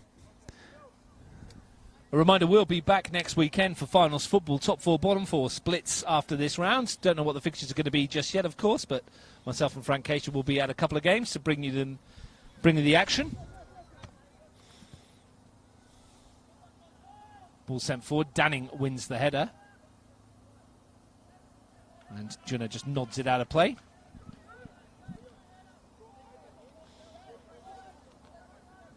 Mentioned Emilius Kista in his camouflage pants. Nikos Kaufas with him. How do your shots? If you miss Emilio, Nikos's shoes will give him away. Bright red. Not short of confidence, Nikos Kaufas, is he? On and off the field. They've seen enough. They're heading home. Ahead of their match tomorrow. Calfas. They could be heading to Melrose. May well be. Yeah, Calfas still carrying a knock that he picked up earlier in the campaign. Bailey looks for Mickle. Will this hold up on the AIS grass? It will. Mickle swings it in. No, it won't. In fact, good run again, though, from Mickle. Yeah. I think the one thing that, they might lament the lack of the experience that they do have at Belconnen, but the young players do bring a lot of energy.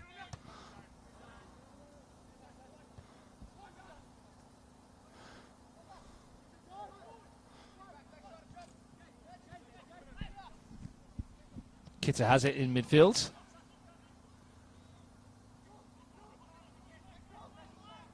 Borgner finds Magic. Now he's got a bit of space. Can he find the runner? He can. It's Gabe Cole on the overlap. Bailey is busting a gut to get across there and just showed more desire than Gabe Cole. I agree. I think that was disappointing. I think Magic was demanding Gabe Cole get to that ball, and he had every opportunity.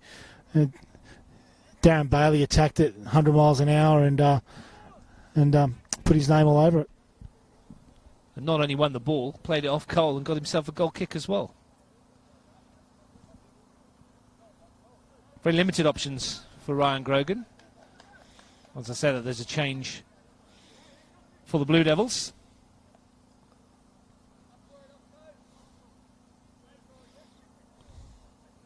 I think it's John O'Lear, is it, that's come on? Ball's been sent forwards, and that's easy for Jacob Cole. It is John O'Lear on. Didn't see who went off, though, did you? Yeah, I think it was... Was it young Max Mellick? I think so, young Max.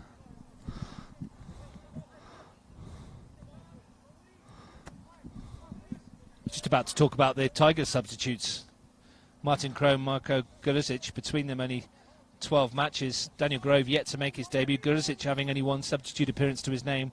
Martin Krome, 11 matches, but only one off the bench this year. And Hus Farej, perhaps, is the wild card. But not noted for his attacking prowess.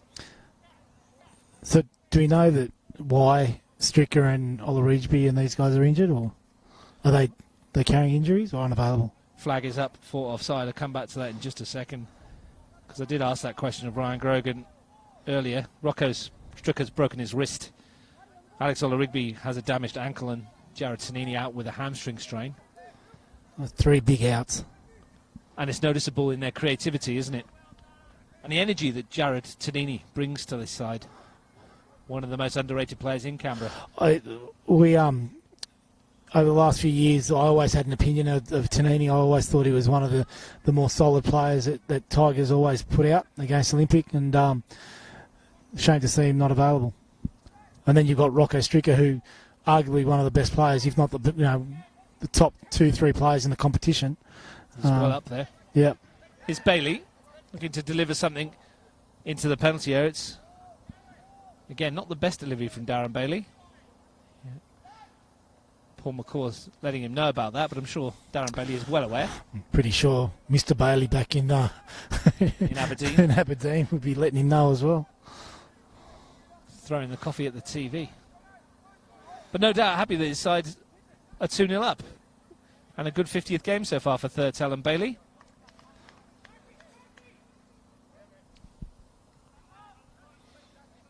Here's Clements. Bailey. Mickle ahead of him. Now Flores. His first thought, as he's fouled by Canavesio, the first thought for Luca Flores when he gets it is always to take that touch and go forward, isn't it, Frank? Yeah, he's very busy. I like him. I think he's and like we said, Ross, I think beginning of the game he was just snatching at things a little bit, taking things, but he's built himself into this game, and he could prove to be the match winner here. Here he is, stepping away from Magic and squeezing the ball through to John O'Lear, the substitute. Looks to set it down the middle. Canavesio needs a bit more calmness under pressure. The Argentinian just hoiks it out of play. Danning has it. You talk about Luca Flores snatching at chances. Danning was never going to waste that one he was given, was he? No. You give Kofi a chance like that, you either hitting the back of the net, or he's probably looking to pass to someone. He's just such a nice guy. He's very unselfish player as well. Thurtell looks for Dunning. And this is something that people probably didn't notice too much over the last couple of years. But we when we brought in Kofi Danning at Olympic last year, part of the reason we did was just for his leadership, and he stood up all season for this young Belconnen side, and really led the way. Outstanding acquisition from Paul Makel. Yeah, made the switch from Olympic blue to Belconnen blue, just a lighter shade. He's certainly enjoying his time with the Blue Devils. 3 goals in 7 appearances for Kofi Danning this season. Goal today was his 30th in 52 NPL appearances, a decent return, as we'd expect from a player of his quality. Here's Cole. Mickle just brushes him off the ball. Cole snapping back at Mickle. Doesn't want to concede a soft free kick. Bailey. Thurtell under pressure from Whittier. It's a good clearance, and he's asked Flores to chase, and Canavecchio is back covering. Yeah. We often speak about Thurtell's left foot. He's such a good distributor of the ball. Well, it's getting to the stage where Tigers need a bit of magic, and we've seen Whittier do it a couple of times this year. Storming goal at Nijong Oval against Canberra, Croatia. And a decent finish and a slalom run against Olympic. Here he is in possession. He chips something in towards the far post. Borgner's coming in, and that was a chance for a player of his quality. That's probably the best chance that Tigers have created all game. Russ, Goran Josefovsky found Sammy Whittier, who's managed to pivot and get himself free and find Julian Borgner, who ghosted into the back post. He could have even brought that down, I guess, and finished off with a strike on target. Midway through the second half, and it's Belconnen United leading. Kofi Danning, his race is run. Michael Tarazi replaces him. Job done as far as Kofi Danning's concerned. Yes. So this is when you replace Kofi and you bring on someone who's just as experienced as far as the local NPL goes in Michael Tarazi. He's got to show now the way for Belconnen and guide the side around a little bit. McCaw beats Shields, and Shields fouls him in return. Getting a bit frustrated, Mark Shields. He's ploughed a lone furrow for most of this afternoon. Haven't been able to get the ball in dangerous situations to him, and the support hasn't been there. Bailey. Mickle. Bailey. Just dinks it into the corner. Tarazi gives chase. Canavecchio gets rid of it. Whittier's touch. Shields looking a bit leggy. Chasing all this stuff forward. Wells with the delivery, looking towards Flores. Yeah, you just wonder whether Ryan Grogan will start changing things up. He's pretty much playing a 4-4-2 at the moment with Whittier and Shields deployed up top. And then he's got a flat 4 with Kita, Magic, Josefovsky and Borgner. Whether or not he'll take one of those midfielders out and push them forward into a front 3. McCaw lined it up and then hits another one, fading away from goal. His first one was probably a better hit. There was a good block from Michael Kita. He was flying towards goal. Link-up play with Tarazi there on his first introduction to the team from the bench. Reminder, later on tonight, 5:40, Monero Panthers versus Gungahlin United. 6:25, Woden Western versus Canberra Olympic. Tomorrow afternoon, 4:45, Canberra Croatia versus Tuggeranong United with myself and Frank Asia. Earlier tomorrow, 12:15, women's top-of-the-table clash, myself and Sarah West at Deakin Stadium, Canberra Croatia versus Belconnen United, where Nick Brozanic, the coach of Canberra Croatia, and his wife Tanya have had a little baby girl last night, Christina, so congratulations to them. Do you reckon he'll be allowed to come and coach? What's the story there, do you think, Frank? 2 days old? Speaking as a dad, you're a spare tyre in the first few days anyway, mate. Just go and coach. Congratulations. Hope you and the family are all doing really well. Absolutely true. First few days you're not doing much, are you? Except tidying up. You're making coffee for visitors, Russ. That's about it. Oh, another potential, perhaps, Canberra Croatia women's star of the future. in Kristina Brosnic.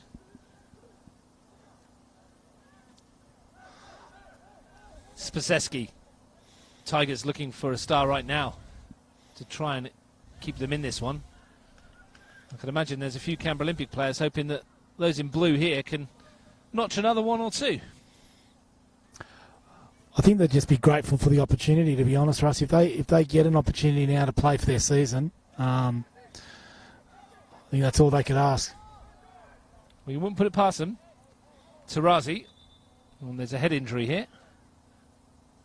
John O'Lear clattered into someone. I can't see. No, it was a collision between Christian Junner and Spaseski. None of them talked. They both went up for the same ball, and Spaseski's come out the other side, but Junner really hasn't. Yeah, Junner's come off worse. Luca Flores is down meanwhile as well. Paul McCall will be hoping that his star striker isn't too badly hampered here. He's going to come off, though. Yeah, he's taking his shin pads off. It's Jacob Garner that's going to have to come on. He's a defender by trade, so that's going to perhaps precipitate some sort of shuffle.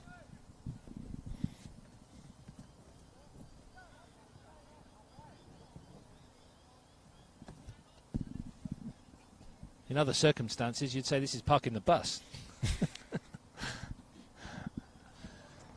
But Luca Flores has tweaked something. So he'll go and sit down and try and recover for next week for the start of finals, because Belconnen United, unless we have a remarkable turnaround, and after what I witnessed at Deakin Stadium last week, I wouldn't put anything beyond this competition. Belconnen are going to be there in the top four. So Garner's looks like he's gone to right mid. Tarazi and John O'Lear. John O'Lear's been deployed up front, yep. John O'Lear, one NPL goal. Here's Borgner looking for Shields. Clements across and lamps that one into the trees behind the goal on pitch 2. Great run there from Julian Borgner. Good turn. Junner's back on the field and in an attacking foray at the moment. Swings it into the area. Reminds me of the story many years ago, Frank, where a player in the Scottish Premier League got a bang on the head and his coach asked him, does he know where he is? And he said he doesn't. And they said, well, tell him he's Pele and tell him to get back out there. Lots changed these days. This is why you get paid the big bucks, mate. It's comedy gold. Loving stories like that. Changing games. Can't take a risk these days, though, with concussion, can you? Any sort of knock to the head gets looked at. Spaseski wins that. Bailey nods it forward. Lear does well to beat Jozefowski. Wells rather wastes the opportunity given to him. 15 minutes to go here, Russ, and big 15 minutes in the shape of the season. Whittier. Forced backwards. Spaseski. Tigers need to get on the front foot here. They need someone to stand up and be counted. Perhaps more than one person. Keita. Cole. Megic gets away from Bailey. Back to Cole. Kitta. Megic's touch. Look for the little flick, but it was a bit too lackadaisical.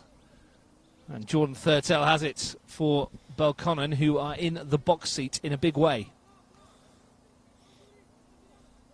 You might start seeing Nathan Megic starting to get himself a bit more forward now. See if he can create something. Tarazi finds Maybury. Jacob Garner. Fresh legs chasing down Christian Junner, but can't keep it in play. Impressive debut season last year, Jacob Garner, in central defence, where he's normally plies his trade. I was really impressed with him, Russ. There was a game that Olympic played against Belconnen.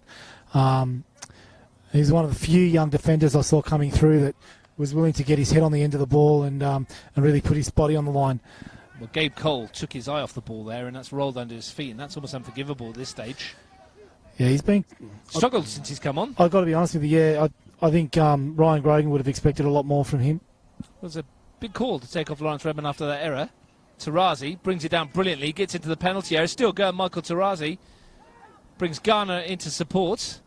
Thought about the shot, but it's all got a bit too close for him. Tarazi swings a boot at it. That opened up momentarily. Yeah, Thought Tarazi might have actually pulled the trigger himself. Tried to bring young Gardner into it. He's on the ball again here.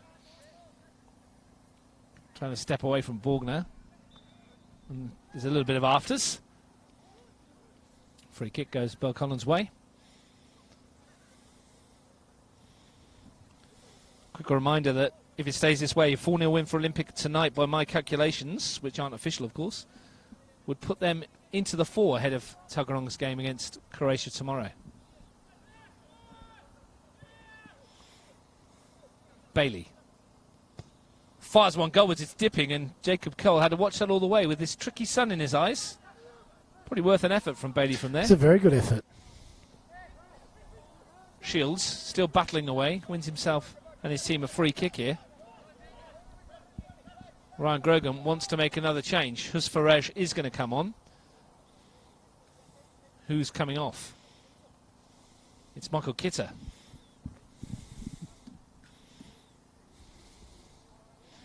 What do you make of that one, Frank?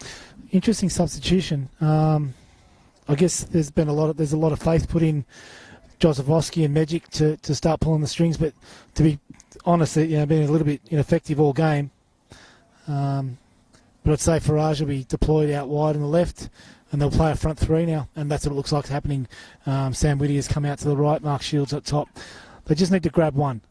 Farej, his first involvement. Well, one makes it harder for Olympic, doesn't it? Maybe it's not about getting the point now. Maybe it's about just reducing that deficit.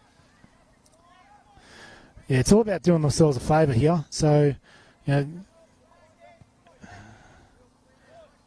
it also gives them a bit of a sneer. They can get one. They've lost Flores, they've lost Kofi Danning.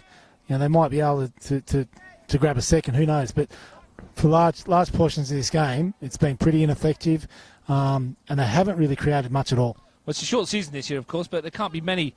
Well, I'll come back to that in a minute because Mickle's in here. Got in behind the back, a chance to twist and turn and get the shot away. It's been held up, but it's going to come here for Lear. And it was a sliced finish under pressure from Junna. Another chance for Belconnen. That was a real chance to put this game to bed finally. And I guess there were a few probably people sitting at home wishing that in as well. But good defending there from Christian Junna to put pressure on O'Lear. I was just going to say, Frank, before that chance, even though it's a short season, I can't remember the last time we would have had, if ever, something on all 4 matches at the end of the season. They've given the ball away again here, the Tigers. Yeah, the countless amount of times they've been playing out from the back and got caught. Well, Canavessio's found Whittier. A little bit of space for him to try and weave some magic, Sam Whittier. Borgner. Mickle does well to just send him backwards. Cole. Tarazi put him under pressure. Cole still under pressure from Tarazi, who's done exceptionally well. The striker there. Good work rate. McCaw. Little 1-2 with Lear. McCaw brings it forward. Lear's made the run. It's opened up here for McCaw. He's still going. Good run this McCaw, and a great challenge from Farej, and it needed to be. You can hear the frustration coming through the Tigers' voices here, Russ. But one thing that we did say is when Kofi Danning went off was the ability for Michael Tarazi to step up, and he's really put himself about. He's created one opportunity. The ball that he won here on the sideline against Gabe Cole was really important there. Belconnen look much the better side at the moment. 10 minutes to play here at the AIS. The Blue Devils with a 2-goal cushion. Not the best corner. Tarazi nods it back out. Gives McCaw a second effort to try and send something a bit better. Again, his touch was a bit leggy. Bailey beaten by Borgner. Now Whittier. Shields ahead. Whittier running into a cul-de-sac here. Bailey lifts it forwards. Borgner. Shields. Whittier. And Spaseski goes down, wins a free kick. I think the initial free kick was for a foul on Mark Shields. The advantage was played. And this might be one of the better chances that Tigers have had all game, to actually get something in the box and get someone on the end of it. Chance for them to load the penalty area with as many shirts as they can. Literally every single yellow shirt is in front of the ball at the moment, bar Gabe Cole. They've gone short. It's Borgner against Mickle, and he's past him. Julian Borgner into the air. Real chances for Tigers. Pulls it back. Only picked out Dustin Wells, even though there was half a dozen yellow shirts to aim for. Showing a lot of endeavour here, Julian Borgner. Really trying to lift the side. Gets it back from Spaseski. Clips one into the area. The deflection finds its way to Wells, who just hammers it as far as he can up the other end of the park. How far Gabe Cole is from his goal. Jacob Cole, sorry. Gabe Cole's up with him. Jacob Cole might take the throw here. He does. To Gabe Cole. Canavesio. You can feel the urgency from the Tigers. Whittier. Spaseski. Prods it forward. Jozefowski. Clements slid in to win the ball, but went with the studs up, perhaps. Similar to a challenge last week that earned the wrath of the referee as well from Josh Calabria on Tommy McLaughlin. Tigers can't afford to wait around and discuss it. Junna. Again, good pressure from the Blue Devils, forcing Tigers back into their own half. Jozefowski. Spaseski plays it wide to Canavesio. And you can see how many more players Tigers are getting forward now. Spaseski's really sort of moved into that midfield. Whittier taking on Bailey. Looking to run the fullback. He's down in the corner, and this is where Darren Bailey likes to defend. And he did enough to win the throw as well.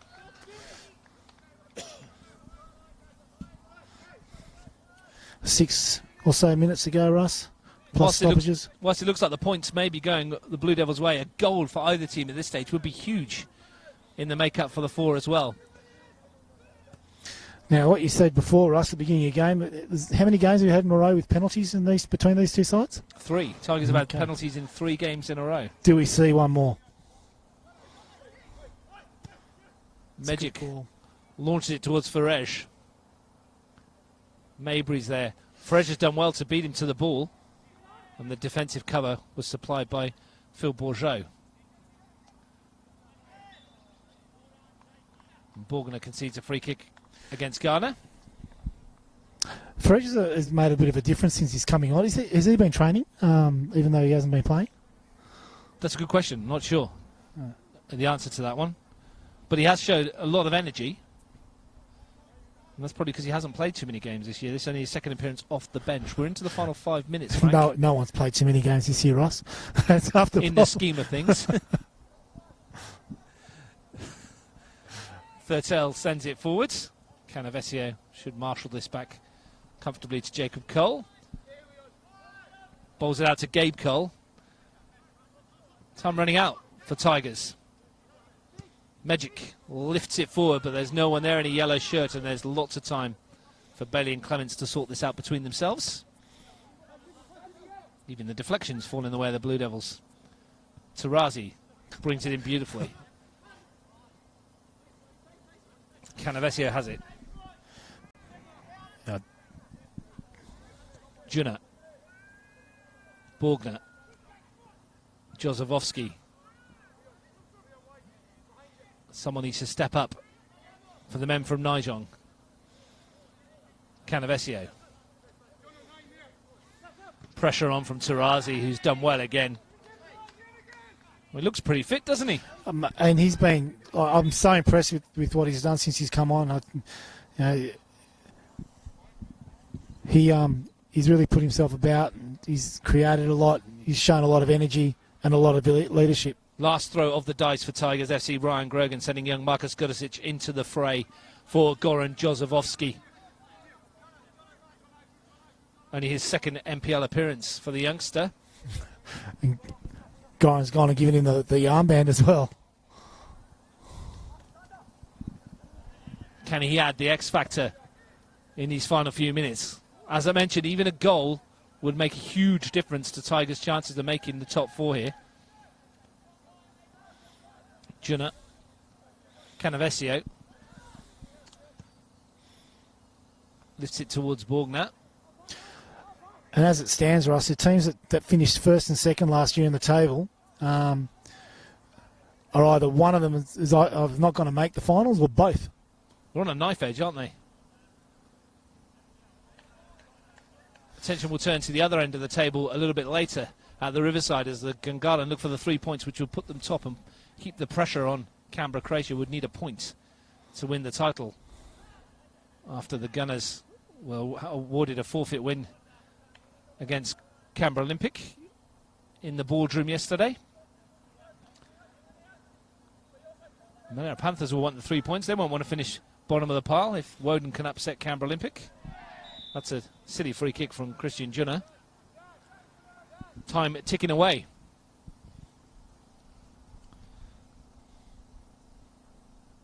Couple of minutes to play.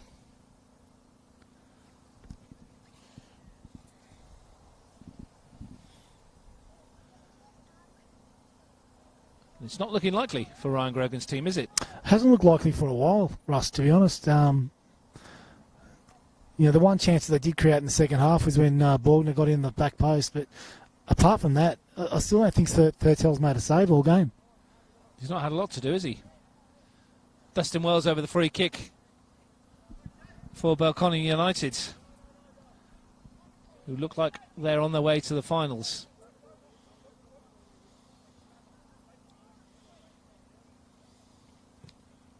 Wells delivers towards Bourgeot, who got there. Cole didn't. Phil Bourgeot couldn't knock that back across goal. We were at that first game of the season, Frank, where they won 2-1 against Canberra Olympic, and it's a difficult first 45 minutes for them, wasn't it, at Belconnen? And the start of the second half, they were distinctly second best. Yet they scored and took the lead. But this is my point about Olympic, if they do make the final, is that I don't think they've beaten one of those teams in the top four so far. They lost to Canberra Croatia, they lost to Belconnen, they drew with Tuggeranong, with Gungahlin, and then had the points taken away from them. But for periods of all three of those games, they look the better side. So this season's very much on for all those teams that that do make the four. And then again, you might get Mitch Stevens popping up tomorrow, who have beaten, because they'll need to beat Canberra Croatia tomorrow. And upsetting the apple cart again. Spaseski in behind here. Real chance here. Tony Spaseski into the penalty area. Couldn't get the delivery right. Phil Bourgeot, as he's done on numerous occasions, in the way, but he's giving it away to Whittier. Cole, left-footed, looks to deliver towards Farej. And in the end, probably not the ball to be playing. Tony Spaseski doesn't think so. No, he wasn't happy. He did really well himself just to get himself in the box. Beat Isaac Clements one-on-one. Just couldn't find a target in the middle of the box there to see if they could drag one back. We're into stoppage time. Belconnen still leads 2-0.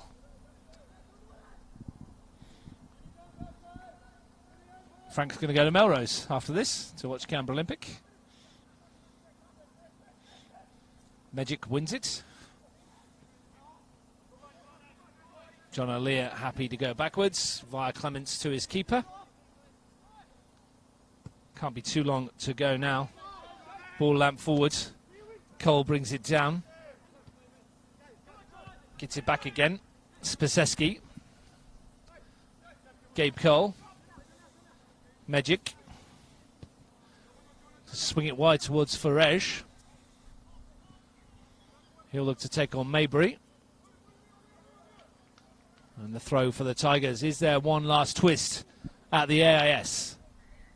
I wonder if Magic's going to take a long throw here. He's trotting across to do just that, I think, Frank. I would be getting as many people in the box as I could if I was Tigers right now.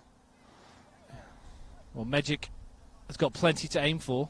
Still left 3 or 4 on the edge of the box, though. 3 outside. Borgner on the edge. Magic to deliver. Long throw in. Bourgeot, well placed. Comes for Borgner. First touch was good. Second was better. Third was even better, but couldn't get it on target.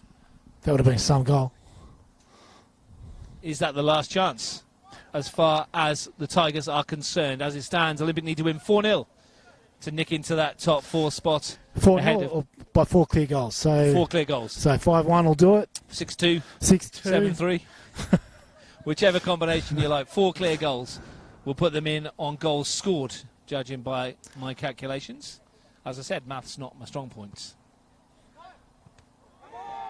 And that's not what Tigers needed right now.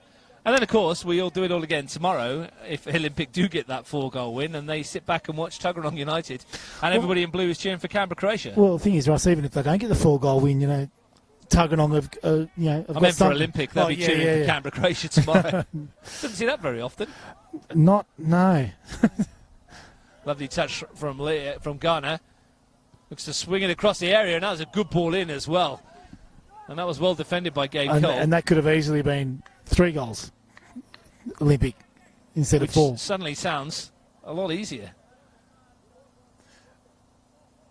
Western, of course, Oh, will be looking let's not forget that for their 3 points. They beat Tigers. They'll feel that they can upset the apple cart by getting a win. They won't put it past them down there at Melrose. Well, and this is the other thing is, you're going into that bottom 4 final series. If Tigers actually do end up in that bottom 4, Woden have beaten them. Tuggeranong, depending on what they do. Ooh, corner. They've got a corner. And this is at the end that Belconnen wants it. They're in no rush to get it into the penalty area, and you can't blame them. They've got the win that they need. The 2 goals cushion is good enough for Belconnen. They took the corner rather sneakily there. Yeah, they did. Rolled his foot over it. And Dustin Wells was looking to waste a bit more time. We're well into stoppage time here. Bourgeot steps in. Wells. Mickle, nice turn. And turns back into trouble. It's come to Lear. How long's Alex Toomey going to play? We've got places to go. Haven't you organised yourself right? Like, isn't the driver coming around? It's a long walk back to my car from here. Surely you've organised a lift back to your car. Garner looks to keep it in play and win the free kick, and he does get the free kick. And Alex Toomey still carries on. As time ticks away.